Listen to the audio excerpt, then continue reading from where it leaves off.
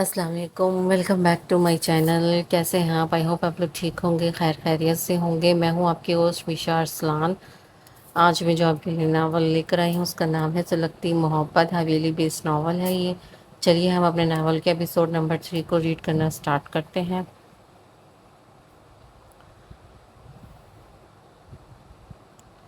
इतनी रात को मोमिन का वफ़ा को बुलावा वफ़ा को तशवीश में मुतला कर चुका था। वो जैसे ही खटका कर अंदर आई तो मोमिन ने से दरवाज़ा बंद करने का कहा। दरवाज़ा बंद करके वो अगले हुक्म की मुंतज़िर थी। यहाँ आओ, दो लफ्ज़ी जवाब है। मोमिन ने इसे अपने करीब बुलाया, जो सोफे पर टांग रखे बैठा था और एक टांग मुसलसल हिल रही थी, जो इसकी ज़हनी कैफियत के अबतर होने का शिकार थी। रात के इस पहर इन दोनों को साथ देकर कोई भी सोच सकता था, और जो सोच वफ़ा के जहन में चल रही थी वो वफ़ा सोचना भी नहीं चाहती थी। शाम से मोमिन गुस्से में भरा पड़ रहा था, क्योंकि इसके असफन से पहली दफ़ा बोलचाल बंद हुई थी और वजह वफ़ा थी। अब इसका गुस्सा तो वफ़ा पर ही निकलना था ना, इसलिए रात के इस पहर इसे अजियत देने के लिए बुलाया था। वो इस वफ़ा को बस दरियाब की बहन की तरह सोच रहा था, इसके अलावा इसके दिल में कोई जज्बा ना था। वो एकदम उठ के खड़ा हुआ और वफ़ा के इर्द गिर्द चक्कर लगाने लगा और तंजिया नज़रों से देखता हुआ बोला, तुम्हें क्या लगा तुम अपने ऊपर मासूमियत का चोला ओढ़कर लोगों से हमदर्दी लेती फिरोगी और मैं तुम्हें कुछ नहीं कहूँगा? मतलब क्या है तुम्हारी इस बात का? वफ़ा लम्बीज कर बोली, तुम जो असफंद के सामने मासूमियत और मस्कीन बनने का ड्रामा करती हो, क्या मैं अनजान हूँ इस सब से? हूँ, तुम्हारी गलत फहमी है कि ये तुम क्या समझी मेरा जिगरी यार तुम पर तरस खाकर मेरे मुकाबले उतर आएगा तो मैं तुम्हें ऐसे ही छोड़ दूंगा? ना वफ़ा बीबी ना, मेरी मोहब्बत गुलरुख तुमसे पे सवेली के बाहर थी, लेकिन जिस दिन तुमने सवेली की दहलीज पार की, इस दिन से तुम मेरे लिए सिर्फ एक लोंडी हो, दिल बहलाने का सामान, जिससे दिल तो बिलाया जा सकता है मगर मोहब्बत नहीं की जा सकती। वफ़ा ही जानती थी इसकी बातों ने वफ़ा के दिल का क्या हाल किया, इससे कैसे लहू लुहान किया। तो तुम भी निकले ना एक पुस्त जहनीत के बडेरे जिसे सिर्फ जिस्मों से मोहब्बत है। वफ़ा की बात मोमिन को कोड़े की तरह लगी, जिस पर वो बुलबुला उठा और वफ़ा को बालों से खींच कर अपने मुकाबिल किया। बहुत ज़बान नहीं चलने लगी, मेरे आगे पहले तो तुम मुझे आप कहा करती थी, अब तुम पर आ गई। इसके तंज़े लहजे पर वो तमस्फराना अंदाज में मुस्कुराई।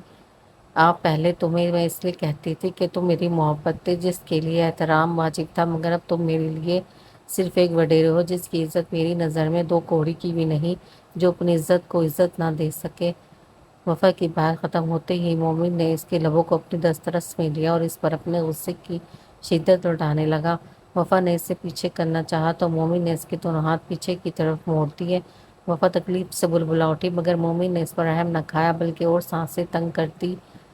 वफ़ा के हवास सुन हो चुके थे। इससे पहले कि वो गिरती मोमिन पीछे हटा, वो खांसती हुई नीचे बैठ गई और लंबी लंबी सांसें लेने लगी।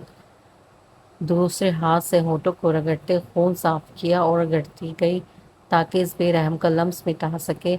हो, मेरा लम्स मिटाने की कोशिश अच्छी थी, लेकिन तब क्या करोगी जब तुम्हारी मर्जी के खिलाफ तुम्हारे रूह में सरायत करूंगा? आई एम डैम श्योर तड़पोगी तुम। इसकी मुस्कुराहट से इस वक्त वफ़ा को कराहत महसूस हुई। यू नो वट मोमिन, तुमसे मोहब्बत करना मेरी ज़िंदगी की सबसे बड़ी भूल थी। मुझे शर्म महसूस होती है, मैंने तुम जैसे पत्थर दिल से मोहब्बत की, जो मोहब्बत के मीन से भी वाकिफ़ नहीं, जो समझता है बिस्तर पर अच्छे होने से वह औरत को अपना गुलाम बना लेगा। But you are highly mistaken. मर्द वो नहीं जो बिस्तर पर अच्छा हो, मर्द वो है जो अपनी औरत को तहफ़्फ़ुज़ फराहम करे, जो तुम मुझे ना कर सके। मोमिन गोफ़ा की बातों ने सर तपैर झुलसा दिया था। इसने मोमिन को रुख ऐसा दिखाया था जिसमें इसकी शक्ल निहायत कराहत तमीज़ थी, जो मोमिन बर्दाश्त न कर सका। इसने कमरे से बाहर जाती वफ़ा को कमर से पकड़कर अंदर खींचा और कमरा लॉक करके इसे बेड पर पटका और अपने बटन खोलने लगा। इसने जाने अनजाने में मोमिन की मर्दानगी को चैलेंज किया था और वह ना कमारा शख्स अब अपनी मोहब्बत को बुरी तरह रौंदने का इरादा रखता था। वफ़ा इसके इरादे देख डर गई। वो जैसे ही बेड से उठने लगी, मोमिन ने इसके दोनों हाथ को पकड़कर बेड से लगाकर इस पर तशद्दुद शुरू किया। कहाँ जा रही थी? अभी तो तुम्हें पूरी रात अपनी कही हुई बातों पर पछताना है। अब तुम्हें पता चलेगा कि मैं असल मर्द हूँ या नहीं। वफ़ा बुरी तरह बिलखने लगी थी। ऐसा मत करो मोमिन, मेरी मोहब्बत को दफन मत करो, मैं मर जाऊंगी। मेरी मोहब्बत की इतनी बड़ी सज़ा मत दो मुझे कि तुम्हें इस निगाह से ना देख पाऊँ। ना ना ना डार्लिंग, अब तो मैं तुम पर ऐसी मोहर लगाऊंगा तुम मेरे अलावा किसी को सोचोगी नहीं, देखना तो दूर की बात है। मोमिन ने उसको बुरी तरह जगह जगह से नोचते हुए कहा। वो जुनूनियत में इस पर जुल्म ढाते हुए भी ये चाहता था कि वफ़ा सिर्फ इससे मोहब्बत करे, इसे चाहे। इस बात से अनजान इसका ये फ़ेल वफ़ा के दिल से इसकी मोहब्बत ख़त्म कर देगा। वफ़ा की मज़ाहमत करते हाथ बेजान होते जा रहे थे। جسم کا پور پور زخمی ہو چکا تھا۔ خدارا مومن رک جاؤ، میری محبت مر جائے گی۔ اس کی کانپتی ہوئی سرگوشی پر مومن ایک لمحے کو رکا، لیکن پھر کان بن کے مکمل مدہوش ہوتا چلا گیا اور وفا کو اپنی جنونیت دکھانے لگا۔ صبح کے 5 بجے اس نے وفا کی جان بخشی کی اور اس کے کان میں سرگوشی کی، اگر کبھی نفس کے ہاتھوں مجبور ہو ڈارلنگ تو کہیں منہ مارنے کی بجائے میرے کمرے میں آ جانا، میں سمجھ جاؤں گا اور تمہیں تمہارے حق سے نواز دوں گا، آخرکار محبت ہو تم میری۔ یہ کہتے ہی وہ اس پر سے ہٹا۔ وفا نے نیم بے ہوشی میں اس کے یہ الفاظ سنے اور پھر وہ ہوش و خرچ سے بیگانہ ہوتی چلی گئی۔ مومن اس بات سے انجان مزے کی نیند لوٹنے لگا۔ اس نے وفا کی محبت پر کاری ضرب لگائی تھی، جس سے وفا کی محبت اپنی موتاب مر گئی تھی۔ اب جو بچا تھا وہ خالی جسم تھا، بغیر کسی احساسات کے، یا شاید اب جان باقی ہی نہ رہی تھی اس کے وجود میں۔ یہ تو سورج نکلنے پر پتہ چلنا تھا۔ صبح سے ملازم کو کام کرتا تھا، ایک اسم بیگم کی ماتھے پر تیوری چڑھی۔ ارے یہ کمبخت منی کہاں گئی؟ سورج سر پر ہے اور اس مہارانے کی نیندیں نہیں پوری ہو رہی، ہماری نیند اڑا کر یہ کمبخت اپنی نیندیں پوری کر رہی ہے۔ ان کے چلانے پر سب ان کی طرف متوجہ ہوئے۔ اسے اے نوری، جا کر اسے بلا کر لے کر آ۔ نائلہ بیگم پھنکاری، بی بی جی وہ تو رات سے مومن صاحب کے کمرے میں ہے۔ کیا یہ میرے گناہ گار کیا سن رہے ہیں، دیکھ رہی ہیں بھابھی؟ اب کیسے اس کمذات نے ہمارے بیٹے پر جادو کر دیا؟ آپ کے منع کرنے کے باوجود وہ لڑکی مومن کے کمرے میں گئی۔ نائلہ بیگم نے اپنی نند شہناز بیگم کو تکتے سینہ پیٹتے کہا۔ شہناز بیگم کا چہرہ غصے سے بھر گیا۔ جاؤ نوری، فوراً اس لڑکی کو بلا کر لاؤ، شہناز بیگم نے غصے سے کہا تو وہ سر پر پاؤں رکھ کر بھاگی۔ آج آ جائے گی صحیح، یہ دیکھنا میں کیسے اس کی چمڑی ادھیڑتی ہوں۔ نوری کے دروازہ کھٹکھٹانے پر مومن کی آنکھ کھلی۔ کون ہے؟ وہ اندر سے ہی غصے سے چیخا۔ صاحب جی، میں نوری، وہ بیگم صاحبہ وفا بی کو بلا رہی ہیں۔ وہ جو ابھی نیند میں تھا، وفا کے بابت سن کر اس کی نیند بھگ سے اڑی اور اس نے فوراً پلٹ کر اپنے بازو میں دیکھا، جہاں وفا پور پور زخمی حالت میں پڑی ہوئی تھی۔ اس کی رنگت خطرناک حد تک سفید پڑ چکی تھی۔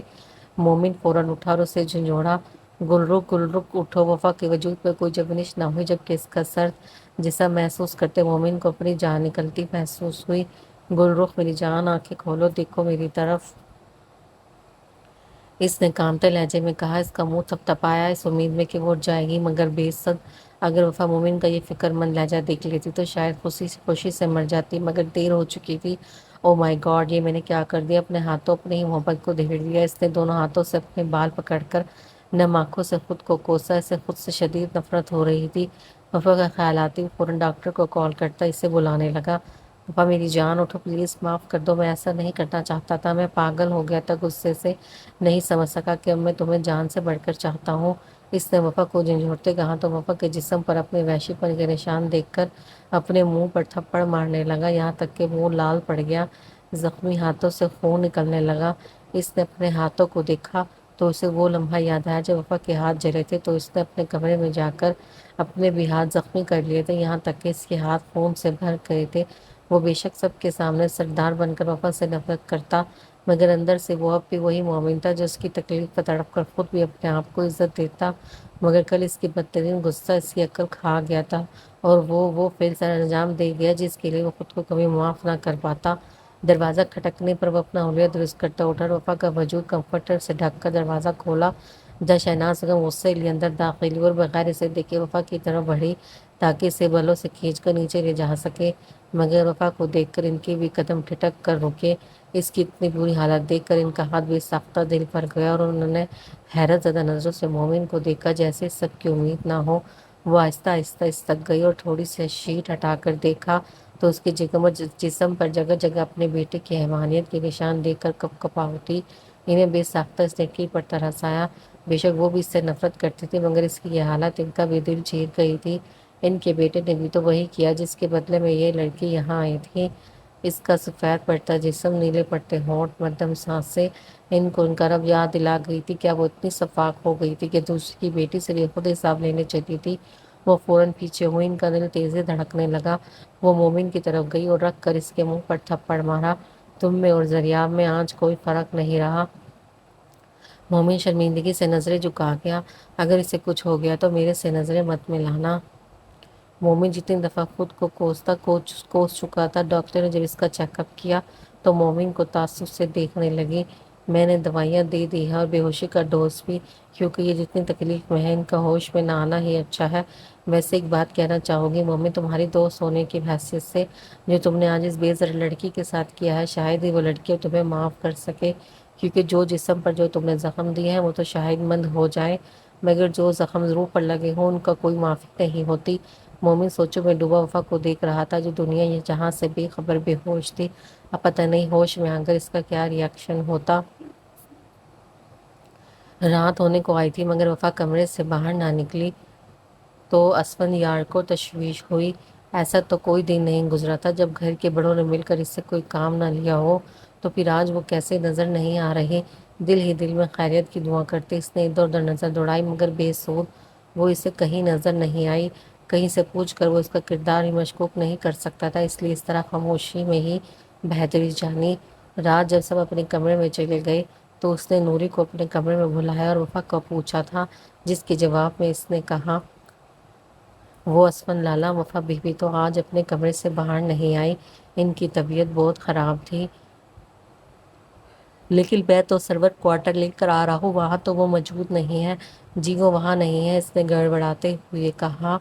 تو پھر کہاں ہے؟ اس نے حیرت سے پوچھا۔ بوجھی جب آپ رات کو چلے گئے تھے تو مومن لالا نے اسے انہیں اپنے کمرے میں بلایا۔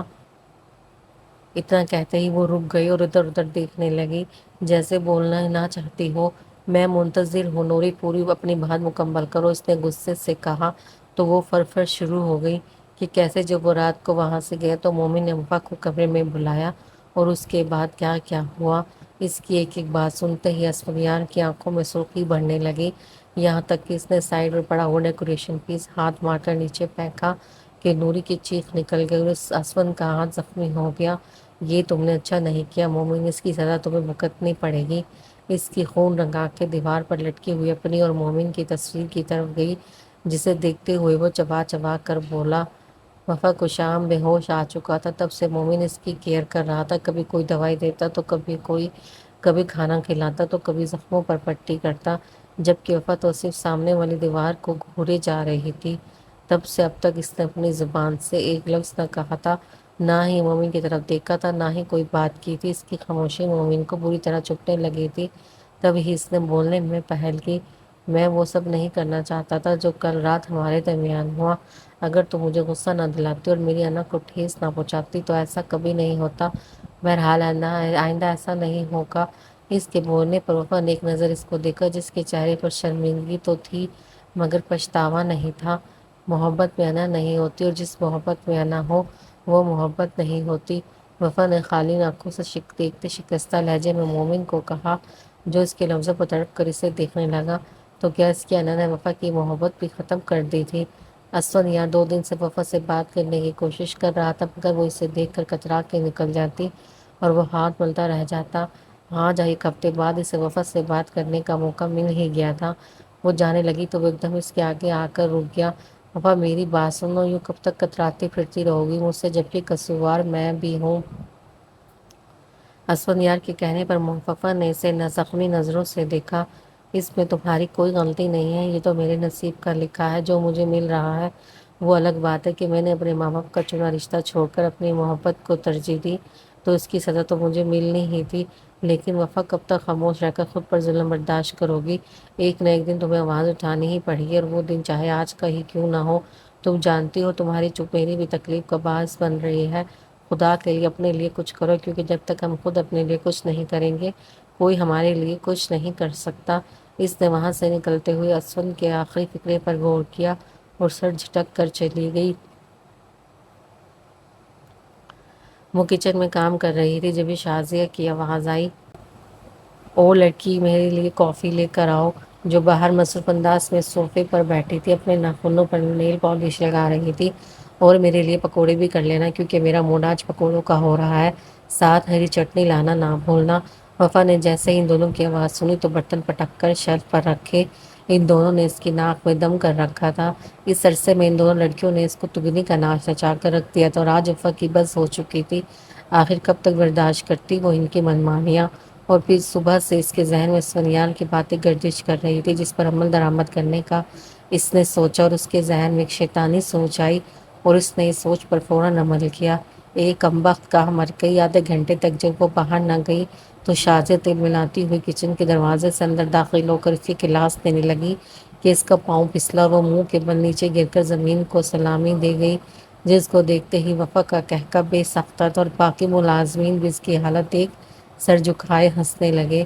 ہائے امی مر گئی میں، شازیہ نے کلپ کر دہائی دی اور نازیہ کو اپنی مدد کے لیے بلایا۔ ارے کہاں ہو شازیہ، تمہیں تو اس کلموہی کو لانے بھیجا تھا۔ تو پھر اس سے پہلے کہ وہ اپنی بات مکمل کرتی وہ بھی دھڑام سے زمین پر گرے تیل کی وجہ سے شازیہ کے اوپر ہی گر گئے، جس کے باعث ان دونوں کا سر ٹکرا گیا اور پھر ان دونوں کی چیخیں تھی، ہائے اماں میری ٹانگ۔ نازیہ نے اپنا رونا رویا۔ ان دونوں کی ہی کمر، ٹانگیں اور بازو اچھے خاصے ڈیمیج ہو چکے تھے، جو وفا کے دل میں لڈو پھوٹنے کا کام کر رہے تھے، جس کا انداز اس کے چہرے پر کھنکتی ہنسی سے ہو رہا تھا، جو شاید اس حویلی کے در و دیوار نے پہلی دفعہ سنی تھی۔ اسفندیار جو وہاں سے گزر رہا تھا اس کے کہکے پر فوراً کچن کی طرف گیا۔ کتنی دیر بعد اس نے وفا کو یوں کھل کر ہنستے دیکھا تھا۔ آج تو اس کی دلی مراد بھر آئی تھی۔ اس کا دل وفا کو خوش دیکھ کر بے حد خوش ہو چکا تھا اور شازیہ اور نازی کو نیچے گرا دیکھ اس کی ساری کارستانی سمجھ گئی۔ اسفندیار کو دروازے میں کھڑا دیکھ وفا نے معصومیت سے دونوں کندھے اچکائے کہ جیسے میں نے کچھ نہیں کیا، یہ ان کا اپنا قصور تھا، جس پر اسفند نے سر دھنتے ہوئے شرارتی انداز میں اس سے اشارہ کیا، جیسے کہنا چاہ رہا ہو جیسے میں تمہیں جانتا ہی نہیں، اور سر جھٹک کر ہنستے ہوئے باہر نکل گیا۔ جو بھی تھا وہ بہت خوش تھا۔ اب اسے یقین تھا پرانی وفا جلد لوٹ آئے گی، مگر کئی لوگوں کو خوشیوں کے لیے بہت سی آزمائشوں سے گزرنا پڑتا ہے۔ ڈیرے پر اسفندیار اپنے ایک دوست سے ملنے آیا تھا۔ جب مومن نے اس کا راستہ روکا، اسفندیار مومن کو دیکھ کر اس کے قریب سے نظر انداز کر کے گزر جانا چاہتا تھا، مگر مومن کے راستے میں آنے سے اسے رکنا پڑا۔ ایسی بھی کیا ناراضگی اسفند کہ تم نے 2 ماہ سے مجھ سے بات ہی نہیں کی؟ مومن کے شکوے پر اسفند نے لب کھینچے۔ ویسے ہی اسے مومن کی وفا سے کی گئی بدتمیزی پر غصہ تھا۔ اس نے پھر جواب دیے بغیر نکلنا چاہا تو مومن پھر اس کے راستے میں حائل ہوا۔ تم جواب دیے بغیر نہیں جا سکتے، اس نے کڑے تیوروں سے کہا۔ میرے راستے سے ہٹ جائیں سردار صاحب، کیونکہ میں ایک سخت کیر وڈیرے سے بات کر کے اپنا وقت ضائع نہیں کرنا چاہتا جو اپنی بیوی کو عزت نہ دے سکے۔ اس نے جب کہا تو اس کا لہجہ برف کی طرح سرد، جبکہ آنکھیں مومن کو نگلنے کی در پر تھیں۔ مومن ششدر رہ گیا۔ بھلا ذریعہ کو کیسے پتہ چلا اس بات کا؟ اس کو حیرت میں دیکھ بھلا اسفند کو کیسے پتہ چلا اس بات کا؟ اس کو حیرت میں دیکھ اسفند بولا، حیران مت ہو، میں بھی اسی حویلی میں رہتا ہوں جس میں تم، اور ایسی باتیں چھپائی نہیں چھپتی۔ اس نے مومن کو دیکھ کر طنز کیا۔ اسفند تم ایسے تو نہ تھے؟ مومن نے اس کا آگ برساتا لہجہ سن کر کہا، ہوں میں بھی تمہیں ایسا نہیں سمجھتا تھا مومن، لیکن اس خون بہا کی نیچ رسم نے مجھے تمہارا اصل رنگ بھی دکھا دیا۔ مجھے تمہارے ایسے رویے پر کوئی پچھتاوا نہیں، اور اگر تم چاہتے ہو پہلے جیسے ہو جائے تو دوبارہ وہی مومن بن جاؤ جو سب کا اپنا تھا اور گل رخ کی محبت تھا۔ وہ اسے حیران چھوڑ کر جا چکا تھا۔ اے لڑکی جا ذرا میرے بیٹے کے کمرے میں بھی چائے دیکھ کر آ، بیچارہ صبح سے سر درد کا شکار ہے۔ نائلہ بیگم نے وفا کو گھورتے ہوئے آرڈر دیا، جیسے وہ ان کی زر خلید غلام ہو۔ وفا جو سب مہمانوں کو لانج میں چائے ڈال کر دیکھ رہی تھی، ان کی بات پر چوپ کر انہیں دیکھا۔ اس نے عجیب سی بیزاری سے کہا، نہیں تو اور کیا، تیرے نوکر جا، دفعہ ہو، لے کر جا اور باہر باغ کی صفائی کرنا آ کر۔ وفا نہ چاہتے ہوئے بھی قاسم کے کمرے کی جانب بڑھی۔ اسے یہ بندہ شروع دن سے ہی زہر سے بھی بدتر لگتا تھا، جو ہر وقت اسے ہوس بھری نظروں سے دیکھتا رہتا۔ کبھی اکیلے میں اس پر شوق فکر کستا، وہ جتنا اسے اگنور کرتی وہ اور جان کر اس کے ارد گرد منڈلاتا۔ انہی سوچوں میں وہ اس کے کمرے کے باہر پہنچ گئی اور زہر کا گھونٹ پیتے دروازہ کھٹکھٹایا۔ اندر سے اجازت ملتے ہی وہ اندر داخل ہوئی۔ وہ جو بیڈ پر آڑے ترچھے انداز میں لیٹا تھا، وفا کو اندر آتے دیکھ کر بجلی کی تیزی سے اٹھا۔ ارے واہ، آئیے سرکار آئیے، قدم رکھیے ہمارے مے خانے پر، نہ چیز بے چینی سے آپ کا انتظار کر رہا تھا۔ اس نے اوباش انداز میں اسے ایک آنکھ مارتے کہا تو وہ جی جان سے سلگ اٹھی۔ وہ فوراً آگے بڑھ کر میز پر چائے رکھ کر جانے کے لیے پلٹی۔ اس سے پہلے کہ وہ جاتی قاسم نے فوراً اس کی کلائی پکڑی۔ ارے اتنی بھی کیا جلدی ہے جان من، ذرا اس ناچیز کا دل ہی خوش کر جاؤ، تھوڑی سی کرم نوازی کر دو مجھ پر۔ اس نے جھٹکے سے اسے قریب کرتے اس کے ہونٹوں کو فوکس کرتے کہا تو وہ اسے جھٹکنے لگی۔ کمینے انسان، پیچھے ہٹو، میں تمہاری پرائیویٹ پراپرٹی نہیں جسے تم ہتھیانے کے چکروں میں ہو۔ اس سے پہلے کہ وہ ہاتھ اس کی گلابی چہرے پر پھیرتا، اس نے تنفر سے سر پیچھے جھٹکا۔ یہی ایک ادا مجھے تمہارا دیوانہ کرتی ہے، جو تم مجھ سے دور جاتی ہو، بھاؤ کھاتی ہو، غرور کرتی ہو، یہ تم پر جچتا بھی ہے جان جگر، اور یہی چیزیں مجھے تمہارے لیے اور بےقرار کرتی ہیں۔ اس سے پہلے کہ وہ اس پر جھکتا، وفا نے آؤں دکھانا تھا سیدھا رکھ کر ایک گھٹنا اس کی ٹانگوں کے درمیان مارا کہ وہ بلبلا کر رہ گیا اور چھوڑا۔ اس کا چہرہ سرخ ہو رہا تھا درد سے۔ تمہاری اتنی اوقات نہیں کہ مجھے اپنی دسترس میں لے سکو، تم جیسا ناپاک انسان صرف جہنم میں جانے کے لیے بنا ہے۔ وفا اس پر لعنت بھیجے جا چکی تھی۔ ہاں ہاں ہاں، میری جلیبی کتنی دیر بھاگو کہ مجھ سے یاد کر میں تمہیں رہوں گا، پا کر تو میں تمہیں رہوں گا، پہلے ہی بہت پاپڑ بیلے ہیں تمہارے لیے۔ حویلی میں نازی کی شادی کی تیاریاں چل رہی تھی، اس لیے وفا کا نیچے دیر سے آنا کسی نے اتنا نوٹ نہیں کیا۔ مہمانوں سے ہی حویلی بھری پڑی تھی۔ ارے عصمت، تم نازیہ کی شادی پہلے کر رہی ہو جبکہ شازیہ بڑی ہے۔ اسما بیگم کی خالہ زہد بہن کی بات پر سارے ان کی طرف متوجہ ہوئے اور ان کی ہاں میں ہاں ملانے لگے جب اسما بیگم نے راز کھولا۔ ارے شازی کی شادی تو ہمارے سردار مومن سے طے ہے نا کیوں باجی؟ انہوں نے شہناز بیگم کو اپنی طرف متوجہ کرتے کہا تو وہ بھی مسکرا کر ان کی ہاں میں ہاں ملانے لگی، جبکہ مہمانوں کو میٹھا سرو کرتی وفا کے ہاتھ کپ کپائے تھے ان کی اس بات پر۔ لیکن یہ بنی بھی تو اس کے نکاح میں ہے نا؟ ایک عورت نے پوچھا۔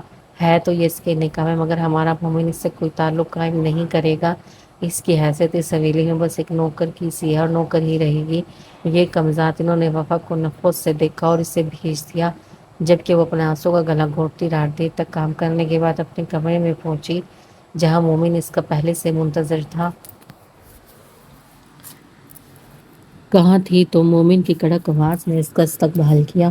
وفا جو پہلے ہی ضبط کی انتہا پر تھی، مومن کو دیکھ کر اس کے زخم اور ہرے ہو گئے۔ میں کچھ پوچھ رہا ہوں تم سے، مومن نے کہا تو وفا نے ناسمجھی سے اسے دیکھا۔ میں کام کر رہی تھی نیچے، اور کہاں جا سکتی ہوں؟ اس نے استحاضیہ لہجے میں کہا۔ اچھا کام کر رہی تھی، کیا تمہیں یقین ہے؟ اس نے اوپر سے نیچے تک وفا کو دیکھتے کہا تو وفا جھنجھلا گئی۔ یقین تو مجھے یہ بھی نہیں تھا کہ آپ کا رشتہ شازیہ سے طے تھا، پھر آپ نے مجھ سے محبت کے جھوٹے وعدے کیوں کیے؟ وفا نے آخر اپنے دل کی بڑھاس نکالی۔ میں اپنے ہر فیصلے میں خود مختار ہوں، نہ ہی آج تک مجھ پر کوئی فیصلہ تھوپ پایا ہے، نہ ہی میں کبھی اپنی مرضی کے خلاف گیا ہوں۔ اس نے سرد لہجے میں وفا کی بولتی بند کی۔ وفا بھی اس کا جواب سن کر خاموش ہو گئی۔ تو یہ صرف بڑوں کی مرضی تھی، تو مومن ایسا کچھ نہیں کرے گا، یہ سوچ کر وفا کو تسلی ہوئی۔ مومن وفا کے قریب آیا۔ اگر تم کام کر رہی تھی تو یہ کلائی پر انگلیوں کے نشان کیسے آئے؟ اس نے تفتیشی لہجے میں کہا۔ وفا ہڑبڑا گئی۔ اگر وہ مومن کو قاسم کے بارے میں بتاتی تو کیا وہ یقین کرتا؟ کبھی نہیں۔ اس لیے اس نے جھوٹ کا سہارا لیا۔ وہ کچھ نہیں، نوری نے ہی زور سے پکڑ لیا تھا۔ تم مجھ سے جھوٹ کب سے بولنے لگی؟ اس نے تمسخر سے کہا۔ اس کی بات پر مہنت زور سے گرجے۔ موسم اچانک خراب ہوا تھا، بوندا باندی شروع ہو چکی تھی۔ کیا مطلب؟ وفا نے کہا۔ یہی کہ تم قاسم کے کمرے میں کیوں گئی؟ کیا میں تمہارے حق میں کوتاہی برت رہا ہوں؟ اس نے ایک ایک لفظ چباتے کہا تو وفا صدمے میں گھری اسے دیکھنے لگی۔ مومن یہ کیا بکواس کر رہے ہو؟ پتہ بھی ہے کہ تم مجھ پر کون سا الزام لگا رہے ہو؟ چلاؤ مت میرے پر، بس مجھے اتنا بتاؤ کہ تم اتنی رات کو قاسم کے کمرے میں کیا کر رہی تھی، اور یہ تمہارے ہاتھ پر اس کے نشان کیسے پڑے؟ اس نے ایک ایک لفظ چباتے ہوئے کہا جو وفا کے دل میں خنجر کی طرح اترے تھے۔ خدا را بس کرو مومن، میری محبت کو گالی مت دو۔ وہ روتے وہ نیچے بیٹھ گئی تھی، مگر مومن کے سر پر تو غصہ سوار تھا جو اس کی عقل کو کھا جاتا تھا۔ اس نے بغیر اس کا لحاظ کیے اس کا ہاتھ پکڑ کر بالکنی سے باہر نکال دیا، جہاں بوندا باندی نے تیز بارش کا رخ دھار لیا تھا، اور سلائڈنگ ڈور بند کر دیا، یہاں تک کہ پردے بھی آگے کر دیے تاکہ وفا کو دیکھ نہ سکے، نہ اسے اندر بلا سکے۔ مومن یہ کیا کر رہے ہو؟ پلیز دروازہ کھولو، اس نے ادھر ادھر اندھیرے میں دیکھ کر کہا۔ بارش نے اسے پل میں بھگو کر رکھ دیا تھا۔ ٹھنڈی بارش میں وہ کپ کپانے لگی تھی۔ مومن کان بند کر کے بیڈ پر لیٹ گیا اور اپنی آنکھوں پر ہاتھ رکھ لیے، اور کب اس کی آنکھ لگ گئی اسے پتہ ہی نہیں چلا۔ باہر وفا سردی میں ٹھٹرتی ہوئی کپ کپاتی ہوئی ہاتھوں سے مسلسل دروازہ بجا رہی تھی، مگر مومن پر کوئی اثر نہ ہوا۔ 6 گھنٹے بعد وفا ٹھنڈ سے نیلی پڑ چکی تھی، اب تو اس کی سانسیں بھی تھمنے لگی تھی، اس کے حواس بمشکل کام تھے۔ اسفند جو فجر کی نماز کے بعد ابھی اپنی بالکنی میں آیا تھا، اپنے ساتھ مومن کی بالکنی میں دیکھا، جہاں اسے ایک وجود کا گمان گزرا جو مومن کی بالکنی کا دروازہ بجا رہا تھا، مگر جب اسے سمجھ آئی تو اس کے سر پر پہاڑ ٹوٹ پڑا۔ وہ فوراً کسی کی پرواہ کیے بغیر اپنی بالکنی سے مومن کی بالکنی میں چھلانگ لگا گیا اور فٹافٹ وفا کو پکڑا جو بے ہوش ہو کر ابھی گری تھی نیچے۔ اس کا وجود سر پٹ چکا تھا۔ اس نے ایک نظر مومن کے بند دروازے کو دیکھا۔ اسے لمحہ لگا تھا سمجھنے میں کہ اسے باہر بند مومن نے ہی کیا ہے۔ اس کی تو میں اس سے پہلے کہ وہ غصے سے بالکنی کا دروازہ توڑتا، اس کی نظر وفا پر پڑی جو بے جان ہو رہی تھی۔ اس نے وفا کو جلدی سے اپنے کندھے پر ڈالا اور بمشکل اپنی بالکنی میں چھلانگ لگا پایا اور اسے کمرے میں لے کر آیا جہاں اس نے نوری کو بلایا اور اس کے کپڑے تبدیل کرنے کا کہا۔ وہ کمرے سے باہر جا چکا تھا۔ اس کا سر درد سے پھٹ رہا تھا۔ مومن اتنا کیسے گر سکتا ہے، یہ سوچ اس کے دماغ کو ہلا کر رکھ گئی۔ صبح مومن کی آنکھ کھلی تو وہ کسر مندی سے اٹھ کر کچھ لمحوں بعد اسے ہوش آیا تو خیال اس سے پہلے وہ وفا کا تھا۔ اسے یاد آیا وہ کیسے برستی بارش میں وفا کو بالکنی میں بند کر آیا تھا۔ ارادہ تو اس کو تھوڑی دیر بعد بند کرنے کا تھا، مگر کب اس کی آنکھ کھلی پتہ ہی نہیں چلا۔ وہ بجلی کی تیزی سے بالکنی کی طرف بڑھا، فوراً بالکنی کا دروازہ واق کیا اور ادھر ادھر پاگلوں کی طرح دیکھتا وفا کو تلاش کرنے لگا، مگر وفا وہاں ہوتی تو اس سے ملتی نہ۔ وہ وفا کو وہاں نہ پا کر پاگل ہوا اٹھا تھا۔ وفا کہاں جا سکتی تھی؟ اسے سامان گل گیا یا زمین کھا گئی؟ دروازہ تو بند تھا، پھر وہ کہاں گئی؟ اسفند کی بالکنی کی اونچائی پر تھی، وہ وہاں پر بھی نہیں جا سکتی تھی، پھر کہاں گئی؟ وہ فوراً باہر بھاگا۔ نوری نوری! وہ نیچے آتے ہی چلایا۔ سب اس کی طرف متوجہ ہو چکے تھے۔ وفا کہاں ہے؟ وہ چلایا، ساتھ ساتھ آگے بڑھ کر کچن میں بھی دیکھ آیا تھا، وہ وہاں بھی نہیں تھی۔ سارے ناشتے کرتے اس کی بے چینی واضح طور پر دیکھ رہے تھے، جبکہ اسد سر نیچے کیے ناشتہ کر رہا تھا، جیسے اسے خبر ہی نہ ہو کہ پاس کیا ہو رہا ہے۔ برخوردار! اس پر کیوں چلا رہے ہو؟ تمہاری وہ دو کوڑی کی بیگم نیچے تشریف نہیں لائی؟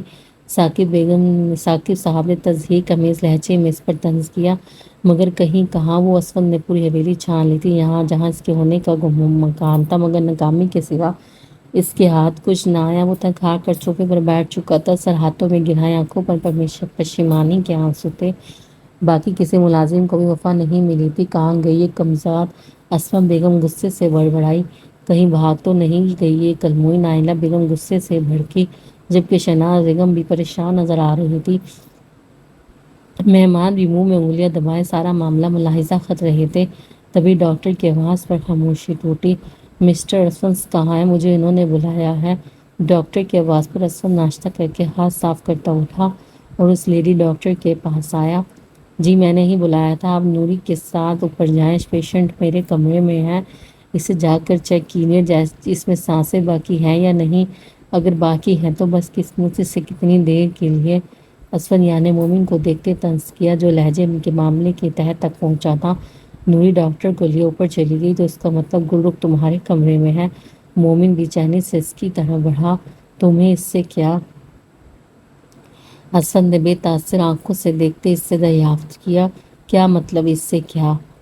وہ بیوی ہے میری، میں صبح سے اسے پاگلوں کی طرح ڈھونڈ رہا ہوں اور تم اسے کمرے میں چھپائے بیٹھے ہو۔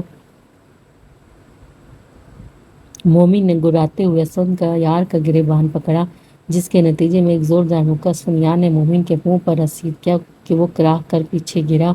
جب وہ اٹھا تو اس کی آنکھوں میں حیرت تھی۔ اس نے حیرت سے اپنے منہ سے نکلتا خون صاف کیا۔ تمہاری اتنی ہمت کہ تم نے مجھ پر ہاتھ اٹھایا؟ مومن کا اصلی غصہ بھی عود کر آیا اور منٹوں میں وہ دونوں بری طرح گتھم گتھا ہو چکے تھے۔ سب ان کو دیکھ بری طرح ڈر کر پیچھے ہوئے۔ دونوں ہی کسی سے کم نہیں تھے، ایک سے بڑھ کر ایک تھے، دونوں لمحوں میں لہو لہان ہو گئے تھے۔ جبکہ اسفند ابھی بھی باز نہیں آ رہا تھا، اس نے مومن کو ایک دھکا دیا جب وہ منہ کے بل پیچھے گرا۔ کیا کہہ رہا تھا؟ قبیلے بیوی ہے تیری؟ بیوی کے ساتھ کوئی یہ سلوک کرتا ہے؟ وہ دھاڑا۔ آپ لوگ جو صبح سے اسے اپنی بیوی کے لیے پریشان دیکھ رہے تھے، وہ پریشانی نہیں تھی بلکہ پشیمانی تھی۔ وہ سب مہمانوں کو دیکھ کر بولا، رات کو اس نے اپنی بیوی کو بالکنی میں ٹھٹرتی بارش میں بند کر دیا تھا کہ صبح تک وہ نیلی پڑ گئی، اس کی سانسیں تھم چکی تھی، اور اب کمینے تیری محبت امنڈ رہی ہے اس کے لیے، یہ دیکھنے کے لیے کہ وہ مر گئی ہے یا اگر زندہ ہے بدقسمتی سے تو کدھر ہے۔ اس نے مومن کا گریبان کھینچ کر اپنے سامنے کھڑا کیا۔ اس کی اس بات پر مومن کی نظریں شرم سے جھک گئی، جبکہ سب مہمان آپس میں باتیں بنانے لگے۔ سب حویلی والے حیرت سے مومن کو دیکھ رہے تھے، جیسے اتنی شفافیت کی امید نہ ہو۔ اسفند یار کی خون رنگ آنکھیں مومن پر ہی گڑی تھی۔ یہ ہے آپ کا نام نہاد سردار جو اپنی عورت کو موت کے منہ میں دھکیل سکتا ہے؟ وہ آپ سب کی عزتوں کی حفاظت کیسے کرے گا؟ اس نے مومن پر طنز کیا تو سب آنکھوں میں شکوہ لیے اسے دیکھنے لگے۔ اس سے پہلے کہ وہ اور مومن کی دورکت بناتا، ڈاکٹر کی آواز نے اس کا ہاتھ روکا۔ مجھے انتہائی افسوس سے کہنا پڑ رہا ہے، جس نے بھی اس کمزور لڑکی کی یہ حالت کی ہے، اسے شرم سے ڈوب مرنا چاہیے اس کا، نہیں تو کم از کم اپنی اولاد کا ہی خیال کر لے۔ سب ڈاکٹر کی بات پر حیرت میں گھرے اس کا منہ تکنے لگے۔ کیا مطلب؟ نائلہ بیگم حیرت سے بولی۔ شی از 3 months پریگننٹ، اور نہایت افسوس سے کہنا پڑ رہا ہے کہ ان کا بچہ نہایت کمزور ہے۔ اگر آپ نے ان کو خوش نہ رکھا اور ایسے ہی ان پر ظلم کرتے رہے تو اپنے آنے والی نسل سے ہاتھ دھو بیٹھیں گے۔ ڈاکٹر تعصب سے کہتی جا چکی تھی۔ پیچھے سب حیرت میں گھرے رہ گئے، جبکہ اسد نے مومن کا گریبان جھٹکا۔ جا، تیری اولاد کی وجہ سے تجھے معاف کیا، آئندہ کوئی غلطی مت کرنا، اگر کی تو یہ بات یاد رکھنا تو اس سے تیرا سب کچھ چھین لوں گا، سب کچھ، اور تو خالی ہاتھ رہ جائے گا۔ اس نے مومن کے منہ پر ہلکے ہلکے تھپڑ مارتے کہا، تم اس کی اتنی طرفداری کیوں کر رہے ہو میاں؟ نائلہ بیگم تنگ کر بولی، کیونکہ میں انسان ہوں اور میرے سینے میں دل ہے جو کسی پر ظلم برداشت نہیں کر سکتا۔ اس نے بھی کسی لگی لپٹی کے بغیر کہا، خیریت ہے میاں، کہیں تمہیں بھی اس نے تو کوئی جھانسا تو نہیں دے رکھا؟ اسد بیگم ذو معنی انداز سے بولی تو اس نے مٹھیاں بھیج کر اپنے آپ کو کچھ سخت کہنے سے روکا۔ میں آپ کو جواب دینا ضروری نہیں سمجھتا۔ اس کی اس بے عزتی پر حسن بیگم جل بھن گئی۔ امی بابا میں جا رہا ہوں، میری ایک خاص مہمان آ رہی ہیں، اس کے لیے کمرہ تیار کروا دیجیے گا۔ خاص مطلب خاص مہمان؟ اور اگر اسے کسی نے بھی کوئی بات کی یا ذرا سا بھی طنز کیا تو میں بھول جاؤں گا کہ اس سے میرا کوئی رشتہ ہے۔ اس نے ایک تنقیدی نگاہ سب پر ڈالتے کہا اور نکلتا چلا گیا۔ مومن کے دل میں جو ذرا شک اسد کو لے کر آیا تھا وفا کی بابت اس کے کسی خاص لڑکی کو لانے کی بات سنتے ہی دل صاف ہو گیا۔ مطلب اسد اپنی محبت کو لا رہا ہے۔ وہ اس کے لیے خوش ہوا، مگر اس کی تو شادی ہو گئی تھی، ہو سکتا ہے طلاق ہو گئی ہو۔ اس نے اپنے ذہن سے ہی جواب گھڑا، لگتا ہے نیما بیجی آپ کے بیٹے نے کوئی پسند کر لی ہے۔ عصمت بیگم نے ذو معنی انداز میں کہا، عصمت، مجھے میرے بیٹے کی پسند پر پورا بھروسہ ہے، اگر وہ کسی کو پسند کرتا ہے تو اس کی خوشی میں ہی میری خوشی ہے۔ انہوں نے ایک ہی بات میں نے لاجواب کیا اور اوپر وفا کے پاس چلی گئی۔ مومن صبح کا نکلا، رات کو حویلی آیا تھا کیونکہ وہ اپنے اندر ہمت نہیں جٹا پایا تھا وفا کا سامنا کرنے کی، اس لیے اس کے سونے کے بعد ہی آیا تھا۔ رات کے 2 بجے کا وقت تھا جب وفا کی آنکھ پیاس کے باعث کھلی۔ دائیں طرف نظر گئی تو مومن کو اپنے پاس سوئے دیکھ تعصب سے سر ہلا گئی۔ معافی مانگنا تو یہ شخص اپنی توہین سمجھتا تھا۔ اس نے مومن کو دیکھ کر سوچا اور پانی کی تلاش میں نگاہ دوڑائی جو آج وہ رکھنا بھول گئی تھی۔ وہ آہستہ سے بستر سے اٹھی اور دروازہ کھول کر باہر نکلی۔ باہر ہو کا عالم تھا، اس سے پہلے کہ وہ سیڑھیاں اتر کر نیچے کچن میں جاتی، اسے ایک ہیولہ محتاط انداز میں نیچے تہہ خانے میں جاتا نظر آیا۔ جانے سے پہلے ہیولے نے احتیاط سے ادھر ادھر دیکھا۔ وہ فوراً پلر کے پیچھے ہوئی، دل تیزی سے دھڑک رہا تھا جیسے ابھی باہر نکل آئے گا۔ وہ دبے قدموں نیچے آئی اور تہہ خانے کے اندر داخل ہوئی۔ اس نے یہ راستہ پہلی بار دیکھا تھا۔ وہ حیرت سے چاروں طرف میں نظر دوڑائے جگہ کو دیکھتی آہستہ آہستہ آگے بڑھ رہی تھی جب اس نے ایک سمت سے گررانے کی آواز سنی، جیسے کوئی شخص کسی کو ہراساں کر رہا تھا۔ وہ ایک سلاخوں والے دروازے کے قریب پہنچی جہاں سے آواز آ رہی تھی۔ مردانہ آواز سن کر وہ ششد رہ گئی تھی۔ اس نے تصدیق کے لیے ذرا سا جھانک کر دیکھا تو قاسم کسی لڑکی پر جھکا نظر آیا۔ اس نے بمشکل خود کو چیخنے سے روکا۔ قاسم نے اس لڑکی کی جو زخمی حالت میں تھی اس کا منہ دبوچتے کہا، آج میں اپنا دل خوش کرنے تیرے پاس آیا ہوں، چل فٹافٹ بغیر کسی مزاحمت کے میری رات رنگین کر، خدا نہ مجھے چھوڑ دو، رحم کرو۔ آگے سے وہ لڑکی گڑگڑائی۔ وفا کو اپنے گلے میں آنسوں کا گولا اٹکتا محسوس ہوا۔ چھوڑ دو ہوں، میں نے تو اس حویلی کی لڑکیوں کو نہیں چھوڑا تو تجھے کیسے جانے دوں؟ اس نے گہکا لگاتے سفاکی سے کہا، ایک وہ اجالا بھی گڑبڑائی تھی سالی، مگر ایک پل لگا تھا مجھے اس کی اکڑ نکالنے میں، اور الزام اس بیچارے ذریعہ پر لگا دیا میں نے۔ اس نے سینہ ٹھوکتے کہا، کیا اب تک مجھے کوئی پکڑ پایا؟ کتنی صفائی، ذریعہ کو پھنسا کر اس پر الزام لگوا کر اسے قصوروار ٹھہرایا، اور وہ بیچارہ اپنی بہن دیکھ کر بھی آج اس کا مکل مومن کی وجہ سے سلاخوں کے پیچھے اپنے نہ کردہ گناہوں کی سزا کاٹ رہا ہے۔ اس نے ہنستے ہوئے غرور سے کہا، جبکہ لفظ بلفظ اس کی سچائی سنتی وفا سناٹوں کی زد میں آ گئی، ٹانگیں بری طرح کپکپائی تھی، مٹھی بھینچ کر منہ پر رکھی اور چیخ کو ضبط کیا، خود کو گرنے سے بچانے کے لیے وہ مشکل دیوار کا سہارا لیا۔ اندر وہ شخص درندہ بنا اس پر ٹوٹ چکا تھا اور باہر کھڑی سسکیاں دبا رہی تھی۔ اندر لڑکی پانی پانی کی فریاد کر رہی تھی۔ جب وہ باہر نکلنے لگا تو وفا فوراً لڑکھڑاتے ہوئے باہر بھاگی اور دروازے کی ہوٹ میں چھپ گئی۔ جب وہ چلا گیا تو وفا اس کے جانے کا یقین کرتی پانی گلاس مل کے تہہ خانے میں گئی۔ سنو! اس کی پکار پر اس لڑکی نے بند ہوتی آنکھوں سے اسے دیکھا۔ یہ لو پانی۔ پانی دیکھ کر وہ خود کا گھسیٹتے ہوئے دروازے تک گئی۔ وفا نے گلاس اس کے منہ کو لگا کر پانی پلایا۔ آپ کون؟ اس نے لڑکھڑاتے کہا۔ ایک بدقسمت بہن جو خون بہا میں آئی ہے۔ مگر تم یہاں کیسے آئی؟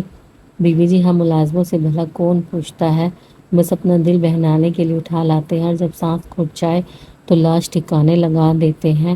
اب اس نے سسکتے ہوئے کہا، ایسا کیوں کہتی ہو؟ میں ہوں نہ تمہیں یہاں سے نکال لوں گی۔ وفا کی بات پر اس نے آنکھوں میں چمک لیے اسے دیکھا۔ کیا واقعی؟ اس نے حیرت سے کہا۔ اب تو مہینے ہو گئے تھے سورج دیکھے۔ ہاں میں تمہیں نکال لوں گی، اس کے لیے تمہیں میری مدد کرنی ہوگی۔ اس نے حامی بھری تو وفا اسے اپنا لاحق عمل سلانے لگے۔ صبح مومن کو اپنے ضروری کام سے جانا پڑا تھا جس کے باعث وفا کی غیر موجودگی محسوس نہیں کر پایا تھا۔ دوسری طرف وفا کا یہ سوچ سوچ کر سر پھٹا جا رہا تھا کہ زریاب سلاخوں کے پیچھے کیسے پہنچ گیا۔ کیا احسن یار بھی سب باتوں سے انجان ہے یا وہ بھی سب جانتا ہے؟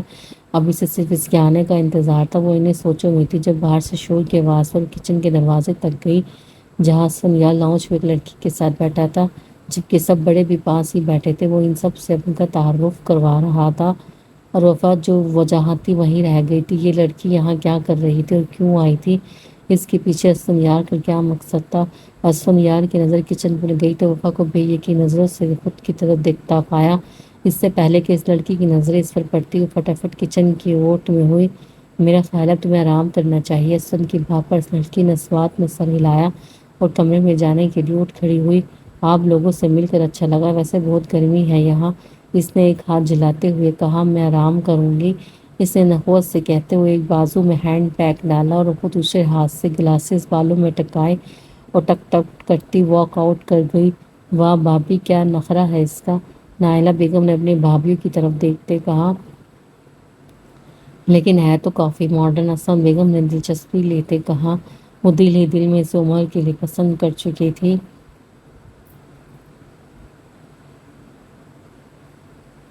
وہ سب سے نظریں بچا کر کچن میں آیا تھا جہاں وفا رخ موڑے مٹھیاں بھیج کر کھڑی تھی جیسے اپنی اندرونی کیفیت کو کنٹرول کر رہی ہو۔ وفا! اسود کی آواز سنتے ہی اس نے سوال کیا مگر پلٹ کر نہ دیکھا۔ اسے یہاں کیوں لائے؟ وفا میری بات! میں نے کہا وہ یہاں کیسے پہنچی؟ آخر مقصد کیا ہے تمہارا؟ وہ موڑے بغیر سخت لہجے میں بولی۔ معاف کرنا وفا، تم تو زندگی بھر اپنے لیے بولو گی نہیں مگر مجھے تمہارے بچے کا خیال ہے۔ اب وقت آ گیا ہے مومن اپنی محبت قبول کر لے اور اس کے لیے مجھے اس کی ضرورت پڑی۔ وفا جانتے کہ اسود ہمیشہ سے ہی اس کے لیے آسانیاں لاتا آیا ہے، اسے ہر غم سے دور رکھنا چاہتا ہے اور اس کی زندگی کو خوشیوں سے بھرنا چاہتا ہے، چاہے اس کے لیے خود کانٹوں پر کیوں نہ چلنا پڑے۔ زریاب جیل میں ہے، اس کے بارے میں تم کیا کہو گے؟ وہ کہتے ہی جھٹکے سے پلٹی تاکہ اسد کے چہرے پر شک تلاش کر سکے کہ وہ زریاب کی قید سے واقف تھا یا نہیں، لیکن جو ایکسپریشن اسے اسد کے چہرے پر دیکھنے کو ملے تھے اس نے وفا کو یقین کی مہر لگا دی تھی۔ وفا اسد کے چہرے کو دیکھتے ہی جان گئی تھی وہ کچھ نہیں جانتا۔ کیا مطلب؟ زریاب خود جیل میں مگر کب کیسے؟ اسد اتنا حیران ہوتا اتنا کم تھا۔ اس نے ادھر ادھر دیکھ کر وفا کو کچن کے پچھلے دروازے سے بیک یارڈ لے گیا۔ یہ حویلی کے باغ کے پیچھے کا حصہ تھا جہاں ایک کچن کا راستہ جاتا تھا۔ یہاں گھنے درخت ہی درخت تھے۔ اب بتاؤ مجھے یہ سب تم کیسے جانتی ہو؟ اسد کی الجھن کم ہونے میں نہیں آ رہی تھی۔ اس نے وفا کی طرف دیکھا جن میں عجیب سا سرد تاثر تھا۔ اسد چند لمحے غور سے اسے دیکھتا رہا، پھر حیرت سے بھری آنکھوں سے اسے دیکھا۔ ایک خیال بجلی کی طرح اس کے ذہن میں آیا تھا۔ نہیں، کیا واقعی تمہیں پتہ چل چکا ہے کہ قتل کس نے کیا؟ وفا کی خاموشی سے اس کا جواب دے گئی تھی جو سرخ آنکھوں سے ایک طرف نظر ٹکائے کچھ سوچ رہی تھی۔ اس کی آنکھوں میں نفرت صاف دیکھی جا سکتی تھی۔ وفا کون ہے وہ؟ اس اسد نے اسے جھنجھوڑتے ہوئے پوچھا۔ قاسم! اس ایک لفظی جواب میں کتنی نفرت کتنی شدت تھی اسد بتا نہیں سکتا تھا۔ اسد کچھ لمحوں کے لیے دنگ رہ گیا۔ قاسم اپنا قاسم۔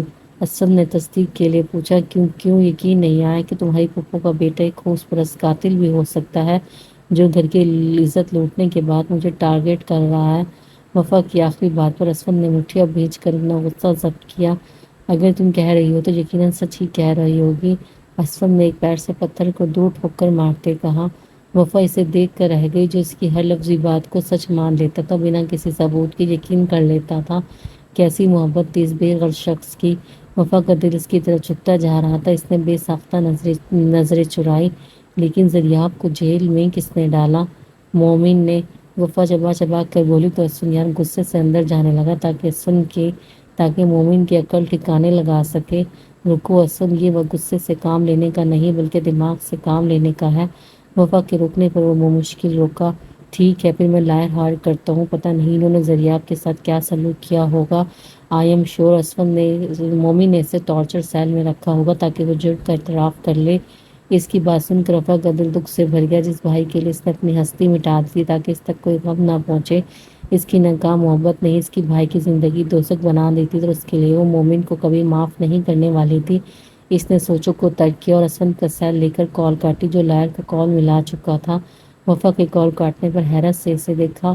وفا نے اسے تعصب سے سر ہلایا۔ ہم ایسا نہیں کر سکتے اسد، سب کی نظریں تم پر ہیں کیونکہ میرے لیے سویلی میں سٹینڈ تم ہی لیتے ہو۔ سب سمجھ جائیں گے کہ تم نے زریاب کی مدد کی ہے اور اس طرح وہ تمہارے بھی خلاف ہو جائیں گے، جو میں نہیں چاہتی۔ اسد اس پیاری لڑکی کو دیکھ کر رہ گیا جو اس حالت میں بھی اپنی دوست کی پرواہ کر رہی تھی۔ تو پھر ہمیں کیا کرنا چاہیے؟ اسد نے پوچھا۔ تم کسی کے بھی علم میں لائے بغیر خفیہ طریقے سے بابا سے ملو گے اور انہیں تمام معاملات سے آگاہ کرو گے۔ وہ لائر ہائر کریں گے، اس طرح تمہارا نام بھی نہیں آئے گا، کیونکہ اگر ہمارے دشمن یہ بات جان لے کہ تم کھیل میں ملوث ہو وہ تمہیں راستے سے ہٹا دیں گے اور مجھے تمہاری آخری تک ضرورت ہے۔ اسد نے اس لڑکی کو غور سے دیکھا جو اتنی چھوٹی عمر میں نہایت سنجیدہ اور سمجھدار ہو گئی تھی۔ میں ہمیشہ تمہارے ساتھ ہوں، اسد نے ہر بار کی طرح اس سے مان بخشا۔ وفا نے سرشاری سے سر ہلایا۔ اللہ کے بعد تم سے ہی امید ہے مجھے، جس نے مجھے کبھی بکھرنے نہیں دیا۔ وفا نے نم آنکھوں سے مسکراتے کہا تو اسد شانج کہا گیا، اب کیا کہہ سکتے ہیں، ہر کوئی میری طرح ہینڈسم ہونے کے ساتھ سخت دل تو نہیں ہوتا نا۔ اس نے شوقی سے کہا تاکہ وہ وفا کا موڈ تبدیل ہو جائے، اور واقعی وفا اس کے اتنے دیر بعد اپنی ٹون میں آنے پر ہنستی۔ اب آگے کا کیا پلان ہے؟ اسد نے سنجیدہ ہوتے پوچھا۔ بساط بچ چکی ہے، دشمن اپنا مہرہ چل چکا ہے، اب ہمیں اپنی چال چلنی ہے اور آخر تک ان کا مقابلہ کرنا ہے تاکہ ان کو شہ مات دے سکے اور انہیں خبر بھی نہ ہو کہ کہاں سے برباد ہوئے۔ اس نے سرد لہجے میں کہا تو اسد نے سمجھ کر سر ہلایا۔ اسد، مجھے ایک ہائی کوالٹی فون چاہیے جو اندھیرے میں بھی سب کچھ دن کے اجالے کی طرح کیپچر کرنے کی صلاحیت رکھتا ہو تاکہ قاسم کے گناہ کا اعتراف ریکارڈ کر سکے۔ ٹھیک ہے، میں جلد ہی کچھ کرتا ہوں۔ وفا پھر اسد کو بتانے لگی۔ اس نے کہا اور کیسے قاسم کو دیکھا اور سنا، جسے اسد دھیان سے سن رہا تھا کیونکہ یہ آگے چل کر کیس میں کام آنے والا تھا۔ حویلی میں آج مایوں کی رسم تھی، تبھی پوری حویلی کو روشنیوں سے سجایا گیا تھا۔ نازے کے لیے پھولوں کا جھولا سجایا گیا تھا جہاں وہ بالوں میں پھول لگائے گردن اکڑا کر بیٹھی تھی جیسے وہ پتہ نہیں کس جہاں کی ملکہ ہو۔ سب باری باری آتے سوکٹن لگا کر رسم کرتے۔ ایشل اسد یہاں کے ساتھ کھڑی شوق سے سب رسمیں ہوتی دیکھ رہی تھی۔ جی ہاں، وہ باہر سے آنے والی لڑکی کوئی اور نہیں بلکہ وفا کی دوست ایشل تھی۔ اسد نے اسے فنکشن کی مناسبت سے کرتی اور گھاگھرا لا دیا تھا جسے زیب تن کیے وہ چار چاند لگا رہی تھی۔ سب خواتین کی نظریں اس پر ہی تھی۔ وفا بیچ سے نظر بچا کر سب کو سرو کر رہی تھی، وہ ابھی تک اس کے سامنے نہیں آئی تھی۔ سب تقریباً رسم کر چکے تھے جب مومن اندر داخل ہوا تو سب کی ستائشی نظریں اس پر اٹھی۔ سفید کرتے شلوار میں وہ نہایت وجیح لگ رہا تھا۔ اسد کے دیے زخم ابھی منہ پر شان سے جگمگا رہے تھے جسے دیکھ اسد تمسخر سے مسکرا دیا۔ ایشل ابھی 5 منٹ پہلے ہی واش روم گئی تھی سو اسے نہ دیکھ سکی۔ مومن نے رسم کی اور اسے خوش رہنے کی دعائیں دی۔ فنکشن ختم ہوتے ہی سب ینگ جنریشن نیچے لاؤنج میں بیٹھے گپے لگا رہی تھی جس کی وجہ سے سب انجوائے کر رہے تھے۔ ان کے کزن اور دوست بھی وہاں شامل تھے جن میں کچھ لڑکے اور لڑکیاں بھی شامل تھیں۔ اسد کو سنجیدہ بیٹھے دیکھ مومن ٹھٹکا، اس سے وہ لڑکی اب تک نہیں دکھی تھی جس کے بارے میں وہاں سب سے سن رہا تھا۔ چونکا تو وہ تب جب اس کی چلبلی آواز اس کے کانوں میں پڑی، ہیلو ایوری ون۔ ایشل نے سب کو پرجوشی سے سلام کیا جس کا جواب سب نے کورس میں دیا۔ وہ چلبلی لڑکی ایک شام میں سب کو اپنا دیوانہ بنا چکی تھی۔ اب بھی سب اس کے آنے پر خوش ہوئے۔ کہ کوئی نہ کوئی تو شغل میلہ لگے گا۔ جیسے ہی وہ بیٹھی اس کی نظر سامنے مومن پر پڑی تو وہ کرنٹ کھا کر اچھلی اور حیرت سے مومن کو دیکھنے لگی۔ وہ آہستہ آہستہ اس کے قریب گئی اور اسے چھو کر یقین کیا کہ وہ یہاں ہے یا محض اس کا وہم ہے۔ اس کے ہونے کا یقین کر کے وہ زور سے چلائی، جیجو آپ سچ میں یہاں ہیں، مجھے یقین نہیں آ رہا، وہ پرجوشی سے بولی۔ مومن تو اسے دیکھ پتھر کا بن گیا تھا، جبکہ باقی سب اس کی چیخ سن کر ہڑبڑا گئے اور اب ان کی گفتگو دلچسپی سے سننے لگی۔ کیا تم اسے جانتی ہو؟ اسفن نے سر بحری سے کہا۔ ہاں آف کورس یار، جب میں تمہارے ساتھ ہوتی تھی تو میرے جیجو میری بیسٹ فرینڈ کے ساتھ ہوتے تھے۔ واٹ؟ سب حیرت سے چیخیں۔ مومن اور لڑکی کے ساتھ آپ سب حیران کیوں ہو رہے ہیں؟ بتایا جیجو، کیا آپ میری بیسٹی سے محبت کرتے تھے اور شادی کرنے والے تھے، پر پتہ نہیں کیا ہوا، وفا جلد بازی میں پاکستان آ گئی اور اس کا مجھ سے کانٹیکٹ بھی نہیں، پر آپ سے تو ہوگا نا، آخر آپ کی محبت جو ہے۔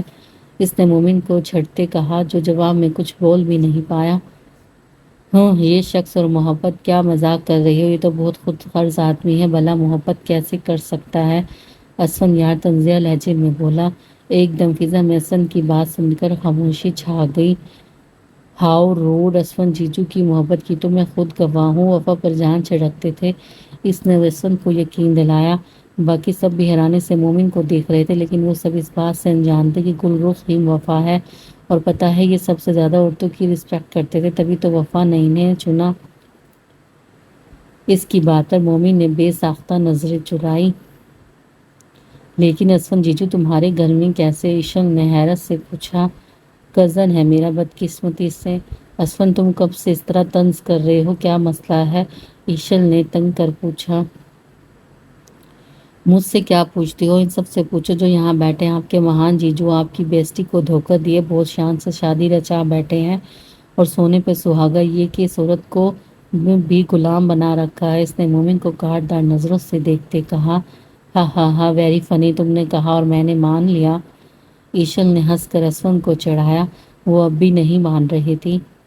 میں مان ہی نہیں سکتی کہ دی گریٹ اسفن جیجو ایک دھوکے باز، دی گریٹ مومن جیجو ایک دھوکے باز اور کم ظرف ہے۔ اس نے بغیر لپٹی کہا۔ یہ سچ کہہ رہے ہیں، مومن کی شادی ہو چکی ہے ایک منی سے، لیکن اس کی کوئی حیثیت نہیں، کیونکہ ان کی شادی مجھ سے ہونے والی ہے، شاہزے نے گردن اکڑا کر کہا۔ ایشل جس نے بھی چائے کا کپ پکڑا تھا، اس کا ہاتھ لرزا۔ اچھا تو بلاؤ اس کو تاکہ مجھے یقین آ سکے، شاہزے نے گل رخ کو آواز دے کر بلایا۔ ارے کمبخت لڑکی، ذرا باہر آ، وہ اس وقت ایشل کو کہیں سے بھی پڑی لڑکی نہ لگے۔ مومن اٹھ کر جانے لگا تو ایشل نے اس کے آگے آ کر اسے روکا۔ جیجو رکے، یہ سب تو جھوٹ بول رہے ہیں، آپ ایسا نہیں کر سکتے، مجھے یقین ہے۔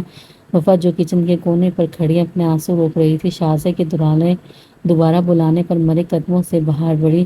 یہ رہی وہ لڑکی، شاہزے نے وفا کا ہاتھ پکڑتے ایشل کے آگے دھکا دیا، جبکہ اس کا چہرہ دیکھ کر ایشل کے ہاتھوں سے جان نکل گئی اور چائے کا کپ ہاتھ سے چھوٹ کر نیچے گر کر چکنا چور ہو گیا۔ وفا! اس کے منہ سے بس اتنی ہی سرگوشی نکلی۔ وہ بھاگ کر اس کے پاس گئی اور اسے چھوک کر دیکھنے لگی۔ وفا یہ تم ہو؟ یہ کیا حلیہ بنا لیا ہے تم نے اپنا؟ یہ سب کس نے کیا تمہارے ساتھ؟ وہ پھوٹ پھوٹ کر رو رہی تھی، ساتھ وفا کو بھی بے چین نظروں سے دیکھ رہی تھی، جس کا سرخ رنگ کملا کر پیلا پڑ چکا تھا۔ وہ وفا کے گلے لگ کر بری طرح رو دی، جبکہ رو تو وفا بھی رہی تھی۔ باقی سب کھولے تماشا دیکھ رہے تھے کہ اتنی ماڈرن لڑکی، یوں ایک منی جس کے کپڑوں کا رنگ تک اڑ چکا تھا، اس کے گلے لگی ہوئی تھی بغیر اپنے برانڈڈ کپڑوں کی پرواہ کیے۔ اس نے وفا کو جھٹکے سے دور کیا تو وفا نے لہو رنگ آنکھوں سے اس کو دیکھا، جو اس کی سچ میں ہمدرد تھی۔ اس کی نظروں میں اتنی بے بسی تھی، اتنا دکھ، اتنی اذیت تھی کہ ایشل کو اپنا دل پھٹتا ہوا محسوس ہوا۔ اس کی کوئی بہن نہیں تھی، تبھی تو وفا کو وہ بہنوں سے بڑھ کر چاہتی تھی۔ اب اس کی تکلیف پر خود بھی تڑپ اٹھی تھی۔ کس نے؟ ایشل نے وفا کے کندھے پکڑ کر چھڑناتے ہوئے دو لفظوں میں اس کو تکلیف دینے والے کے بابت پوچھا، جس پر اس نے مومن کی طرف نگاہیں گاڑ دی، اور ایشل اس کی نگاہوں کے تعاقب میں دیکھتی مومن پر چیل کی طرف جھپٹی تھی اور ایک سے بڑھ کر ایک تھپڑوں کی برسات کر دی تھی۔ زریاب کو ٹارچر سیل سے عام سیل میں منتقل کر دیا گیا تھا۔ طاہر صاحب اس سے مل کر پھوٹ پھوٹ کر رو دیے۔ ابو جی میرا بیٹا، وہ زریاب کے پکارنے پر تڑپ کر بولے۔ آپ سب کو علم کیسے ہوا؟ میں یہاں تھا کیونکہ مومن اور اس بغیرت قاسم کے علاوہ تو کوئی نہیں جانتا تھا، وفا نے بتایا۔ وہ آنکھوں میں نمی لیے بولے۔ تو زریاب حیرت میں گر گیا۔ وفا نے کیسے بتایا؟ وہ تو وہاں ہے۔ اس نے اسون کے ہاتھ پیغام بھجوایا اور یہ بھی کہا ہے کہ برے دن جلد ختم ہونے والے ہیں اور ظالم پکڑ میں آنے والے ہیں۔ اپنی بہن کی مضبوط باتیں سن وہ نم آنکھوں سے مسکرا دیا، اس کی آزمائشوں کو ختم کرنے کی دعا کرنے لگا۔ اس سے بے خبر کہ اس پر کتنی بڑی آزمائش آنے والی ہے جو اسے توڑ کر رکھ دے گی۔ اسود نے آگے بڑھ کر ایک دفعہ بھی ایشل کو روکنے کی کوشش نہیں کی تھی، اس کا غبار اسی طرح نکلنا تھا۔ کیا پاگل ہو گئی ہو؟ پیچھے ہٹو۔ مومن نے اسے جھٹکے سے پیچھے کیا۔ ہاں ہاں ہاں، میں پاگل ہو گئی ہوں جو تمہاری محبت دیکھ کر دعا کرتی تھی کہ اللہ سب لڑکیوں کو تم جیسے ہمسفر سے نوازے، مگر مجھے کیا پتا تھا میں ان کے لیے دعا نہیں بلکہ ان کو بد دعا دے رہی تھی۔ تم جیسے کمزور انسان کا ساتھ کسی کے لیے بھی بد دعا سے بدتر ہوگا۔ وہ مومن پر چلائی جو بھی اسے گھور رہا تھا۔ آنکھوں میں ہلکی پشیمانی تھی مگر انا آگے آ چکی تھی۔ تمہاری دوست کا بھائی میری بہن کا قاتل ہے، وہ اس پر دھاڑا۔ شرف سے ڈوب مرو مومن، تم کہہ رہے ہو؟ ایسی نیز سوچ تمہاری ہے تو ہے تم پر، تم اس لائق ہی نہیں تھے کہ میری پھول جیسی دوست سے محبت کر سکو۔ اگر اس کے بھائی نے قتل کیا بھی ہوتا تب بھی اگر تم نے اس سے سچا پیار کیا ہوتا تو یوں اسے بے حال نہ کرتے۔ دیکھو اس سے وہ پہلے جیسی رہی ہی کب ہے۔ ایشل مومن سے بھی دگنی آواز میں چیخی۔ مومن نے ایک نظر وفا کو دیکھا جس کی بہتی آنکھیں اس کی ذات کے لیے لڑتی اپنی دوست پر تھی۔ تم کیسے بات کر سکتی ہو ایسے میرے ہونے والے شوہر سے؟ تماشا دیکھنے کے بعد شازے کو ہوش آیا تو فوراً نمبر بنانے کے لیے ایشل کو جلی کٹی سناتی پیچھے دھکیلنے لگی۔ اور تم دفع ہو، شکل غائب کرو منحوس، وفا کو کھری کھری سنانے لگی، جس کے جواب میں ایشل نے گھما کے تھپڑ رکھ کر اس کے منہ پر مارا۔ وہ پیچھے کو گری اور ہونکوں کی طرح منہ پر ہاتھ رکھ کر ایشل کو دیکھنے لگی۔ اپنی ڈول کو ہاتھ لگانے والے کا میں ہاتھ توڑ دیتی، باہر تو تم کس کھیت کی مولی ہو؟ اگر تم نے ایک اور بار اس پر حکم چلایا تو تمہارا منہ توڑ دوں گی۔ وہ نیچے گری، شازے پر دھاڑی اور سب کو مون کرتی نظروں سے دیکھتی وفا کو لے کر اپنے کمرے میں چلی گئی۔ کیا شیرنی تھی یہ، ان کے کزن نے سراتے ہوئے کہا تو عمر اس کو چاہتا دیکھ پرسوچ انداز میں مسکرا دیا۔ ہاؤ بولڈ آؤٹ، تو اچھا کیا ہے اس تیکھی مرچ نے، اس نے اپنی داڑھی کھجاتے معصومیت سے کہا۔ تو سب کزن دبی دبی ہنس دیے جبکہ شازیہ وہاں سے تن فن کرتی نکل گئی۔ توبہ کیا حال بنا دیا ہے تمہاری سکن کتنی ڈل ہو گئی ہے، تم دیکھنا ان کا کیا حال کرتی ہو۔ میری دوست کو تڑپایا ہے، اب ان کو میں نے تگنی کا ناچ نہ نچایا تو میرا نام بھی ایشل نہیں۔ اس نے وفا کی کمزور حالت دیکھ کر جلتے کرتے اپنے منہ پر ہاتھ پھیر کر کہا تو وفا اس کے انداز پر ہنستی۔ تم نہیں جانتی ایشل، اسود نے تمہیں یہاں لا کر میرے پر کتنا بڑا احسان کیا ہے۔ تمہیں یہاں دیکھ کر میرا اتنا دل اتنا خوش ہے کہ میں لفظوں میں بیان نہیں کر سکتی۔ اس نے دلی خوشی سے ایشل کو اپنی باہوں میں بھیجتے کہا تو ایشل بھی نم آنکھوں سے مسکرا دی۔ کیا ابھی کسی نے میری تعریف کی؟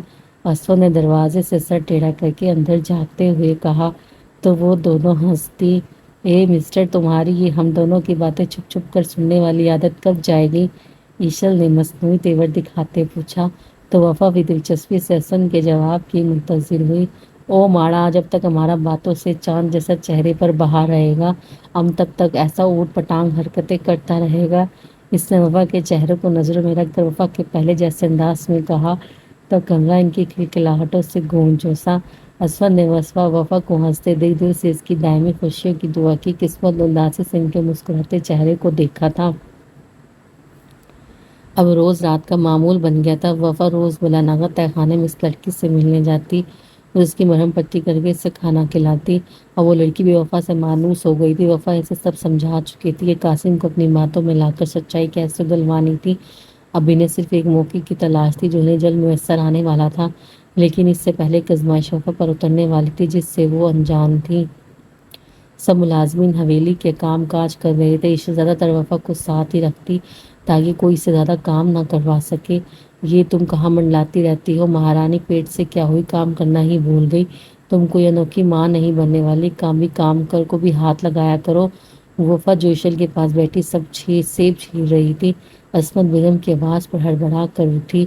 ایشل نے بمشکل اپنا غصہ ضبط کیا اور میٹھے لہجے میں بولی، ارے آنٹی آپ یہاں آئے بیٹھے نا، مجھے تو سہیلی میں ایک آپ ہی اچھی لگی ہے، ایک آپ کا فیشن سینس اور اوپر سے بولنے کا انداز، میں واقعی متاثر ہوئی ہوں، آپ تو کہیں سے گاؤں کی نہیں لگتی۔ ایشل نے ان کو مسکا لگایا اور مکھن کی طرح پھسل کر اس کے ہاتھ میں آ گئی۔ کیا واقعی بیٹا تمہیں ایسا لگتا ہے؟ مجھے بھی ایسا ہی لگتا ہے، میں بھی شہر کے نت نئے ڈیزائنر کپڑے پہنتی ہوں۔ انہوں نے ایک بالوں کو ایک ہاتھ سے سیٹ کرتے کہا تو وفا کے پیٹ میں ہنسی روکنے کے چکر میں مروڑ اٹھنے لگے۔ ہاں آنٹی آپ کی بات ہی الگ ہے، اور وہ نائلہ آنٹی تو آپ کے آگے کچھ نہیں لگتی، جبکہ وہ تو باہر سے آئی ہیں، مجھے تو لگتا ہے وہ جلتی ہیں آپ سے۔ ایشر نے لگے ہاتھ ان دونوں میں پھوٹ ڈلوانے کی پڑوانی چاہی، جو دونوں اکٹھی مل جاتی تو وفا کا جینا حرام کیے رکھتی۔ صحیح کہا تم نے، میں نے بھی نوٹ کیا ہے آپا جلتی ہے مجھ سے۔ وہ واقعی اس کی باتوں میں آ گئی تھی۔ ویسے آنٹی آپ کی بیٹی کی شادی ہے، 1000 لوگوں کا آنا جانا ہوگا، میں سوچ رہی تھی لوگوں کی نظروں میں آپ کی عزت بنے۔ اس نے نہایت معصومیت سے کہا تو وہ فوراً بولی، اس کے لیے مجھے کیا کرنا چاہیے بیٹا؟ آنٹی آپ کو اس کے لیے سونی میں آئی لڑکی کو اچھے کپڑے دینے ہوں گے پہننے کے لیے، تاکہ لوگوں میں آپ کا نام بنے کہ کبھی اس کی حویلی کی کسی عورت نے اس کا خیال نہ کیا۔ اس کا خیال آپ کر رہی ہیں، اس طرح آپ سب کی نظروں میں عظیم بن جائیں گی۔ اسما بیگم بھی جاگتی آنکھوں سے اپنی عزت کے خواب دیکھنے لگی۔ یہ تو بالکل صحیح کہا تم نے بیٹا، یہ تو میں نے سوچا ہی نہ تھا۔ انہوں نے بھول پن سے منہ پر انگلی رکھتے کہا۔ تو وفا ایشل کی سازشی باتوں کو دیکھ کر رہ گئی۔ جی آنٹی، کپڑے بھی میں نے اس کے منگوا لیے ہیں، بس آپ نے یہ سب کہنا ہے کہ اسے یہ سب آپ نے دلایا، پھر دیکھنا آپ کا کتنا نام ہوتا ہے سب میں۔ ہائے شکریہ بیٹا، کتنا خیال ہے تمہیں میرا۔ وہ تو پھولے نہ سما رہی تھی۔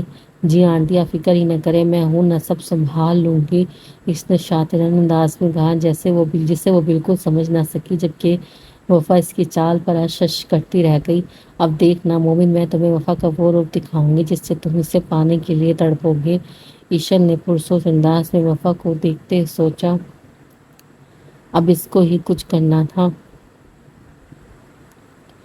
سب تیاریاں ہو گئی تھی اور مہندی کی رسمیں بھی۔ جب وفا نروس سی نیچے آئی، اورنج کلر کے کام والے لہنگے پر وہ سر پر پنک دوپٹہ ٹکائے بغیر کسی میک اپ کے بھی کئی لوگوں کا چین لوٹ گئی تھی۔ اسما بیگم تو سب کو بتاتے نہیں تک رہی تھی وفا کو یہ کپڑے انہوں نے لے کر دیے ہیں، جس پر سب انہیں سراہتے۔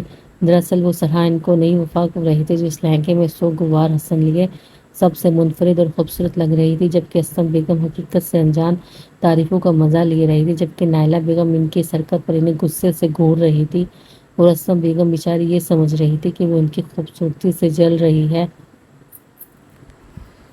مہندی کے بعد سب ینگ جنریشن باہر لان میں بون فائر کرنے لگے، اور سونے پہ سہاگا ساتھ باربیکیو بھی تھا، جس کی وجہ سے سب انجوائے کر رہے تھے۔ ان کے کزن اور دوست بھی وہاں شامل تھی۔ مومن اور اسد آمنے سامنے بیٹھے تھے، جبکہ عمر ان دونوں کو دیکھ شرارت سے مسکرا دیا۔ کیوں نہ ہم سب ٹروتھ اینڈ ڈیئر کھیلیں گائز، اس نے سب کو مخاطب کرتے کہا، تو سب فوراً وہاں میں سر ہلانے لگے۔ اسمد اور مومن نے پہلو بدلا، یہ گیم ان دونوں کی فیوریٹ تھی اور زیادہ تر وہ دونوں ساتھ کھیلتے تھے۔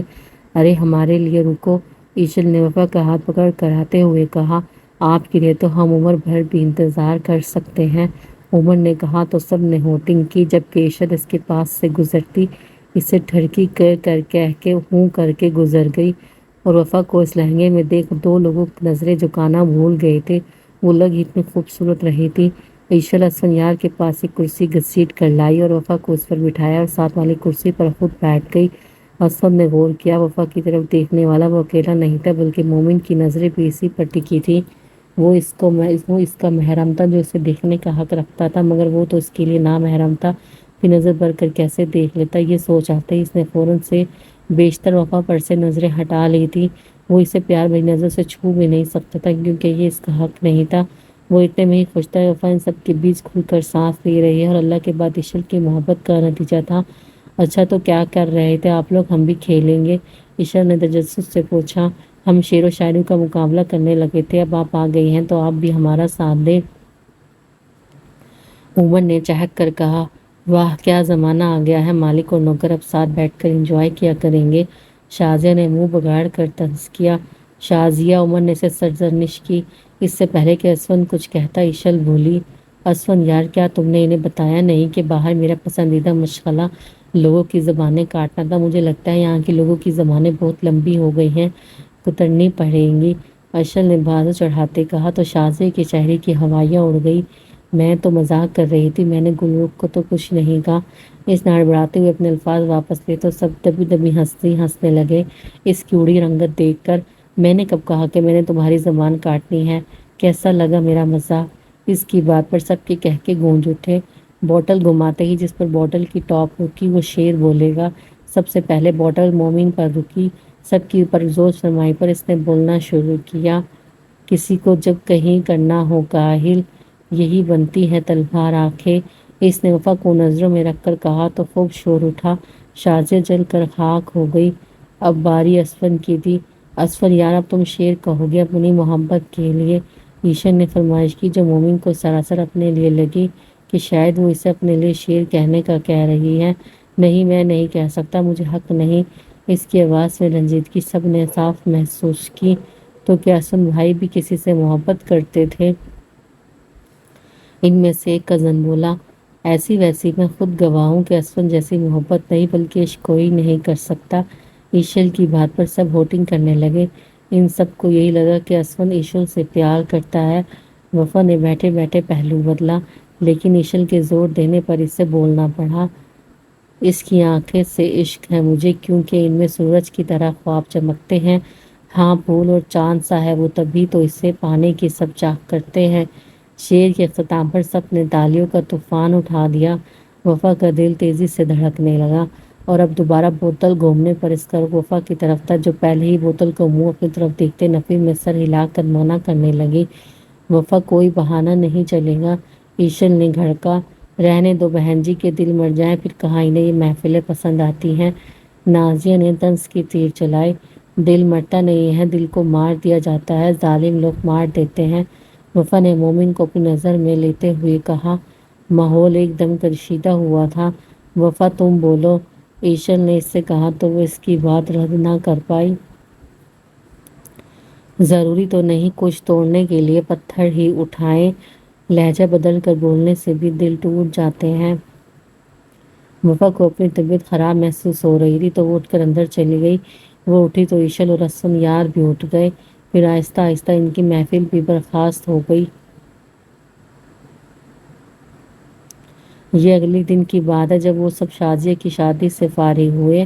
دروازہ کھولے، مجھے اندر جانے دے خدارا، مجھے لالا سے ملنا ہے۔ سب شور سن کر حویلی سے باہر نکل آئے تھے، جہاں سحر حویلی کے باغ میں چیخ چیخ کر اندر جانے کی فریاد کر رہی تھی۔ شناز بیگم اپنی بیٹی کی آواز سن کر تڑپ گئی تھی، مگر کسی کی اس کی طرف جانے کی جرأت نہیں ہوئی۔ سب کو ثاقب صاحب نے منع کیا کر رکھا تھا، جبکہ مومن نے سحر کے حویلی آنے پر پابندی لگائی ہوئی تھی۔ وہ اندر تو آ چکی تھی، مگر دو عورتوں نے اسے پکڑ رکھا تھا۔ لالا پلیز رحم کریں، کیوں اتنے سنگ دل بنے بیٹھے ہیں؟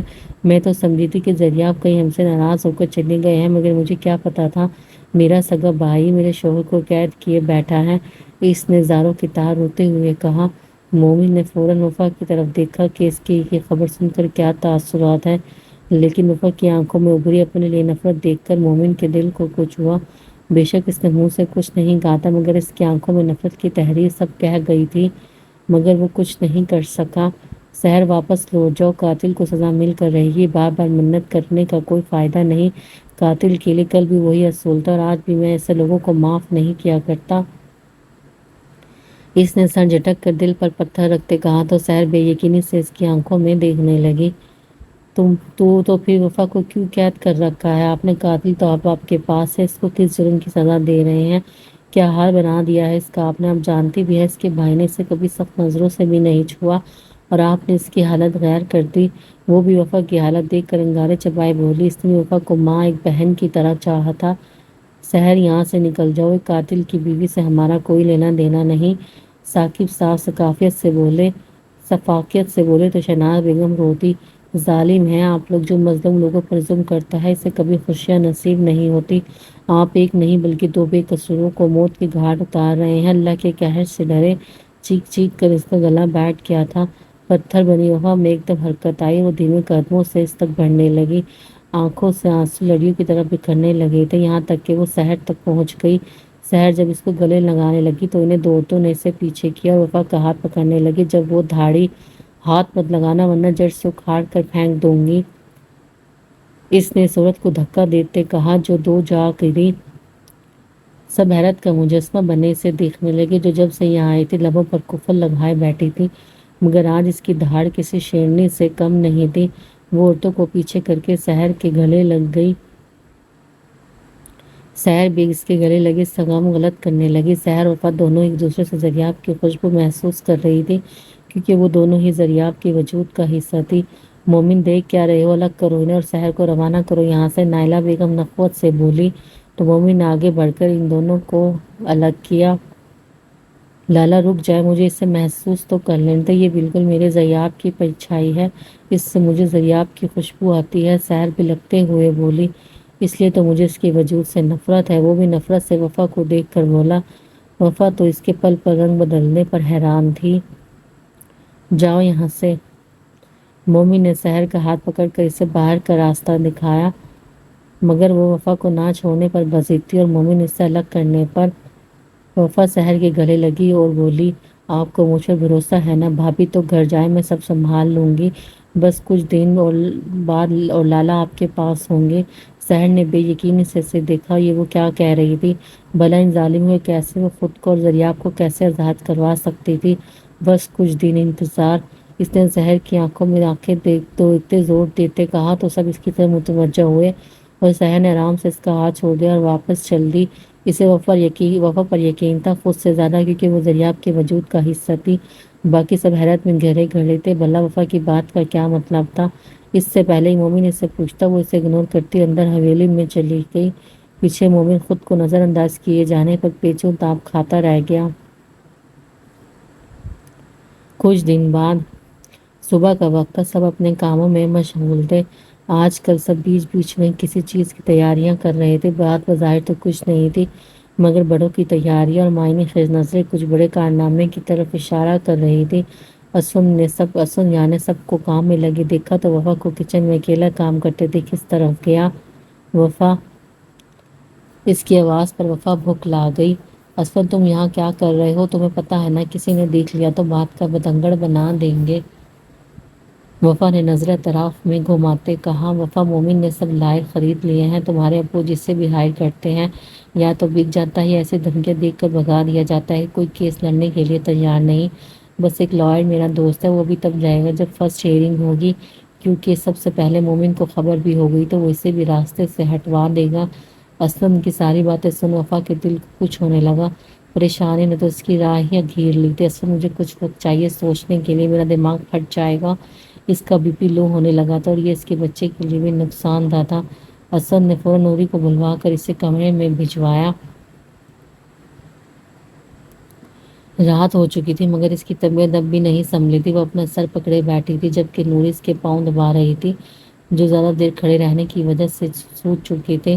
جب شازیہ ایک ڈور سے چلتے ہوئے اندر داخل ہوئی، ہوں کروا لو جتنی خدمتیں کروانی ہیں، جب میں مومن کی بیوی بنوں گی تو سب سے پہلے تمہیں ذلیل کر کے یہاں سے نکالوں گی اور اپنی ذاتی نوکرانی بنا کر رکھوں گی، کیونکہ تمہارا فرض ہوگا اپنے شوہر کی منچاہی بیوی کی خدمت کرنا۔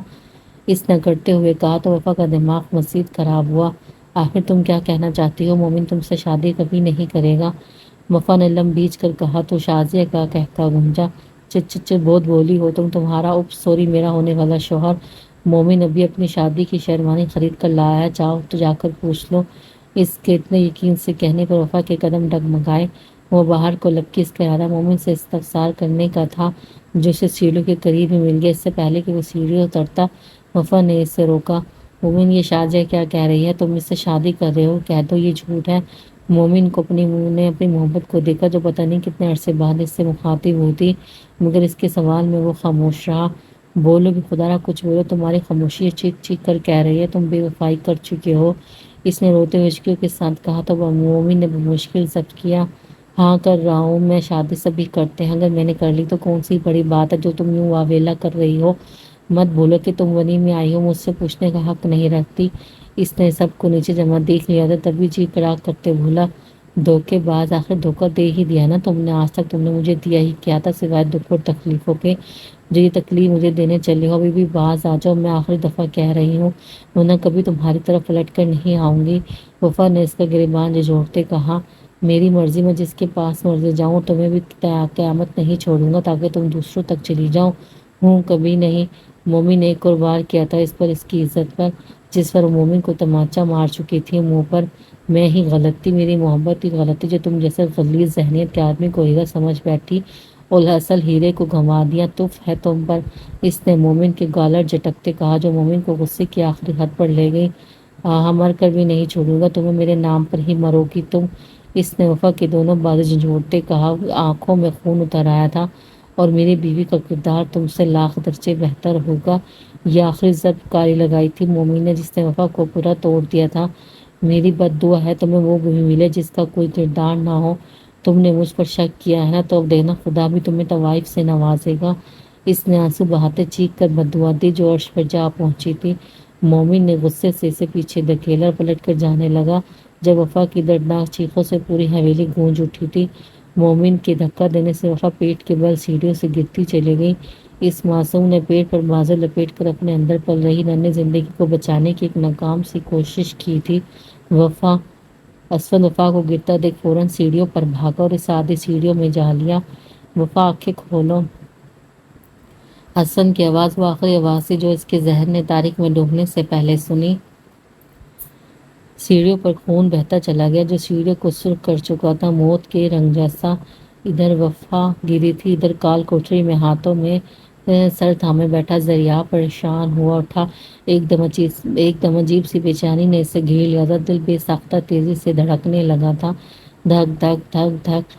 اس سے لگ رہا تھا کہ دل سینے کی دیواروں سے سر پٹک پٹک کر باہر آ جائے گا۔ یا اللہ، میرا دل کیوں اتنا بے چین ہے؟ ایسا تو تبھی ہوتا ہے جب ہم دونوں، وفا اور ذریاب میں سے ایک مشکل میں ہوتا ہے۔ وہ بے چینی سے ادھر ادھر ٹہلنے لگا، دل زیادہ بےتاب ہونے لگا تو خدا کے حضور جھک کر اپنی عزیز جان بہن کے لیے دعا کرنے لگا۔ وہ جانتا نہیں تھا وفا کتنی بڑی مشکل میں ہے، مگر اس کا دل اسے اطلاع کر رہا تھا اور وہ اپنی بہن کو خدا کی امان میں دے بیٹھا تھا۔ وہ دو دل ایک جان تھے، اگر چوٹ ایک کو لگتی تو تڑپ دوسرا جاتا۔ اب بھی ایسا ہی ہوا تھا۔ وفا وفا اٹھو، آنکھیں کھولو۔ اسفند نے اس کا منہ تھپتھپاتے کہا۔ اس کا اتنا خون دیکھ کر اسفند کی جان حلق میں آ گئی تھی اور چیخیں تو اچھل کے بھی نکل گئی تھی۔ اسفند جلدی کرو، اٹھاؤ، اسے اسپتال لے کے چلو۔ اس نے اسفند کا کندھا جھنجھوڑ کر کہا جس کی خود وفا کے ساتھ نکلتی جان جا رہی تھی۔ اس نے ہوش کی دنیا میں قدم رکھتے فوراً وفا کو باہوں میں بھرا۔ سردار مومن خان، اگر وفا کو کچھ بھی ہوا تو تمہاری جان اپنے ہاتھوں سے لوں گا، اور اس بار مجھے تمہاری جان لینے سے کوئی بھی نہیں روک سکتا، تم بھی نہیں۔ یہ کہتا وہ وہاں سے وفا کے لیے نکلتا چلا گیا۔ پیچھے ہی عمر، ایشل اور شازیہ بیگم بھی نکلی تھی۔ کیوں نہ جاتی بات ان کے وارث کی جو تھی۔ پیچھے مومن خالی ہاتھ کھڑا رہ گیا تھا، خساروں میں گھرا سوچ رہا تھا کہ وہ کتنا بڑا ناقابل تلافی نقصان کر چکا ہے، اور جو باقی بچے تھے وہ تو تھے ہی بے ضمیر لوگ۔ وفا کے مرنے سے ان کو کوئی فرق پڑا تھا نہ پڑنا تھا۔ ڈاکٹر افراتفری مایوسی کے اندر باہر جا رہے تھے اور باہر کھڑے اسفند کی جان لبوں پر آئی تھی۔ وہ کبھی ادھر ٹہلتا تو کبھی ادھر۔ ایشل اسے کندھے پر ہاتھ رکھ کر اسے تسلی دے رہی تھی۔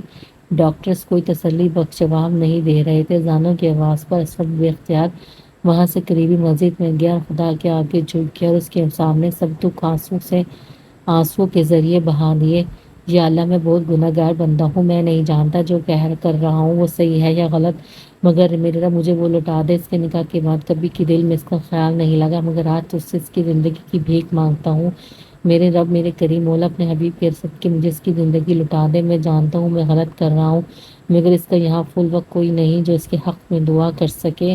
روتے روتے اس کی ہچکی بند گئی، چہرہ آنسو سے بھیگ چکا تھا، مگر وہ سجدے میں گرا رہا۔ فجر کی اذان سے وہ یہاں تھا، صبح کے 9 بج چکے تھے جب اسے ایشل کی کال آئی اور اسے وفا کے خطرے سے باہر ہونے کی خوشخبری سنائی۔ وہ سجدہ شکر بجا لایا اور فوراً اسپتال کی طرف بھاگا جہاں اس کا عشق منتظر تھا۔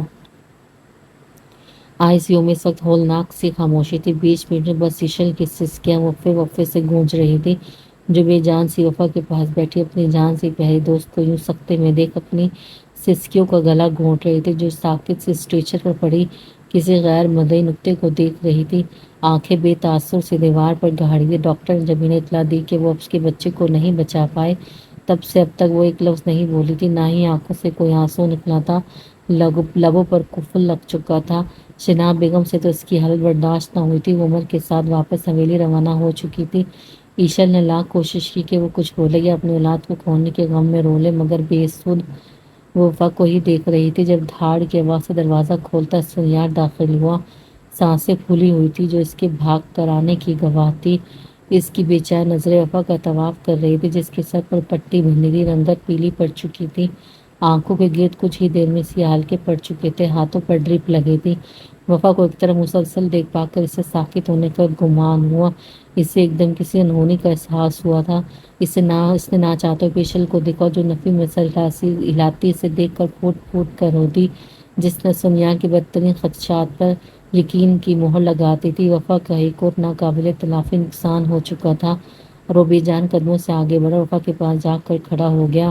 وفا، اس نے بہت پیار سے پکارا تھا اسے۔ تیسری دفعہ بھی جب اس نے جواب نہ دیا تو اسد نے اس کا کندھا چھلانا۔ وفا، اس کی آنکھوں میں ایک دم حرکت پیدا ہوئی۔ اس نے اسفندیار کی طرف دیکھا، ان آنکھوں میں شناسائی کی کوئی رمق باقی نہیں تھی۔ اسفندیار کے دل ورگ اس وقت آڑے چلے تھے۔ ایک آنسو پھر ایک ساختہ پھسلا اور وفا کے چہرے پر گرا، جس نے وفا کے اندر ہلچل پیدا کی اور وہ پلک جھپکتے اسفندیار کو دیکھنے لگی۔ احساسات پر جمی برف پگھلنے لگی تھی۔ ایک کے بعد ایک آنسو اس کے رخسار بھگوتے چلے گئے۔ اسفندیار کے لمس نے اس کو ہاتھ میں لٹا دیا تھا اور پھر وہ ضبط کے سارے بندر توڑتی۔ اسفندیار کو اپنے نزدیک پا کر اس کے دونوں ہاتھوں پر سر رکھ ٹکاتے پھوٹ پھوٹ کر رو دی کہ اس نے اپنے ساتھ ساتھ ایشل اور اسفندیار جیسے مضبوط مرد کو بھی رلا دیا تھا۔ اسفند، میرا بچہ، میرا جگر کا ٹکڑا، اب نہیں میرے پاس، میں کہاں جاؤں، کیسے برداشت کروں؟ یہ دکھ نہیں برداشت ہوتا مجھ سے، لگتا ہے کوئی مجھے آری سے کاٹ رہا ہے، کوئی میرا دل نوچ کر لے گیا ہے۔ وہ تڑپتے بلکتی زوروں سے تکیے پر سر پٹکنے لگی۔ اسفند کو لگا وفا کا دکھ سن کر اس کا دل پھٹ جائے گا۔ اس کے سینے میں ایک دم درد اٹھا تھا۔ مجھے نہیں جینا اور مجھے میرے بچے کے پاس جانا ہے، کوئی مجھے میرا بچہ لا دو۔ وہ چیخ رہی تھی، اپنے آپ کو بری طرح نوچ رہی تھی کہ وہ خود کو زخمی کر بیٹھی۔ ایشل اور اسفند دو مل کر بھی اس زخمی ماں کا مقابلہ نہیں کر پا رہے تھے۔ میں کبھی معاف نہیں کروں گی مومن کو، قاتل ہے وہ، میری اولاد کا سب چھین لیا اس نے مجھ سے، وہ بھی تڑپے گا، روئے گا۔ نرس نے بڑی مشکل سے اسے قابو کرتے اسے انجیکشن لگایا تھا اور وہ یہ آخری بات کہتے ہوش کھوتی چلی گئی۔ مومن رات سے ڈیرے پر تھا، صبح ہونے کو آئے تھے، مگر اس کے وجود میں ہلچل نہ ہوئی۔ وہ جانتا تھا وہ اپنی محبت کا قتل کر چکا ہے اور یہ زہر اندر سے اندر ہی سے کاٹ رہا تھا۔ وہ اپنے اندر ہمت جمع کرتا اٹھا اور ہسپتال کی طرف روانہ ہوا، جہاں اس کی بیوی، اس کی کھوئی محبت، رنج و غم کی عملی تحریر بنی ہوئی تھی۔ وہ نہیں جانتا تھا وہاں جا کر اسے کن حالات کا سامنا کرنا پڑے گا، مگر وفا کا حال بھی جاننا چاہتا تھا، اس لیے لاکھ کوششوں کے باوجود خود کو وہاں جانے سے نہ روک سکا۔ وارڈ میں اس وقت 4 نفوس تھے: ایشل، اسفند، عمر، اسفندیار اور وہ بے بس وفا، جو اپنے اندر کا غبار نکال کر اب ایک پتھر کی مورت بنی بیٹھی تھی۔ ڈاکٹر نے اسے کمپلیٹ بیڈ ریسٹ بتایا تھا۔ ایشل پاس بیٹھی اسے سیب چھیل کر دے رہی تھی۔ وہاں 4 لوگ ہوتے ہوئے بھی پن ڈراپ سائلنس تھی۔ جب مومن آہستہ سے دروازہ کھولتا اندر داخل ہوا اور اسے دیکھ سب کے تاثرات تیزی سے بدلے، وہ سر جھکائے وفا کے پاس کھڑا ہو گیا تھا اور اسد کی آنکھوں میں سب خون اتر آیا تھا۔ وہ سب کا لحاظ کے بغیر اس پر جھپٹا اور دیوار کے ساتھ ٹکا کر بے تربیت مکوں کی برسات کرتا چلا گیا، یہاں تک کہ اس کا خون بری طرح بہنے لگا۔ وفا بھی چپ تھی، جیسے اسے کوئی فرق نہ پڑا ہو۔ عمر نے آگے بڑھ کر اسے چھڑوانا چاہا تو اسفند نے اسے بھی پیچھے دھکا دے دیا۔ تو جیسا ظالم باپ میں نے آج تک نہیں دیکھا جو اپنی اولاد کا قاتل ٹھہرا ہو۔ تو سانپ کو بھی پیچھے چھوڑ گیا۔ اسفند نے اس کے سر میں گلتان کی بوتل توڑتے کہا اور مومن سر پکڑ کر نیچے گرتا چلا گیا۔ میرا بچہ، اس کے منہ سے بھی ساختہ نکلا۔ کیا اس کا بچہ اس دنیا میں نہیں رہا تھا؟ کیا وہ ایک قاتل بن چکا تھا؟ پچھتاووں کے ناگ اسے ڈسنے لگے تھے۔ اسفندیار کو پھر بھی چین نہ آیا تو اس نے زمین پر پھینکتے قمیض کی جیب سے اپنی بندوق نکالی اور مومن پر تاڑ لی۔ اپنی اولاد کے قاتل کو جینے کا کوئی حق نہیں۔ اسفندیار کے کہنے پر اور مومن پر بندوق تاڑنے پر سب کی چیخ نکلی تھی۔ اس نے گن لوڈ کی، اس سے پہلے وہ گن چلاتا وفا کے لفظوں نے اس کے ہاتھوں کو زنجیر کیا تھا۔ تمہیں میری قسم اسفند یار، گولی مت چلانا۔ اسفند نے ضبط سے آنکھیں میچھی اور تن خم کرتا وہاں باہر چلا گیا۔ وہ بھلا اپنی بھائی کی بے گناہی ثابت کیے بغیر مومن کو مرنے کیسے دے سکتی تھی؟ جنگ شروع جس وجہ سے ہوئی تھی ختم اسے ہی کرنی تھی، مگر مومن کو پچھتاووں میں چھوڑ کر۔ مومن لڑکھڑا کر اٹھا۔ تم جانتے ہو مومن کی ایک بیوی تو شاید اپنے شوہر کو معاف کر دے، مگر ایک ماں ہونے کے ناطے میں تمہیں کبھی معاف نہیں کروں گی۔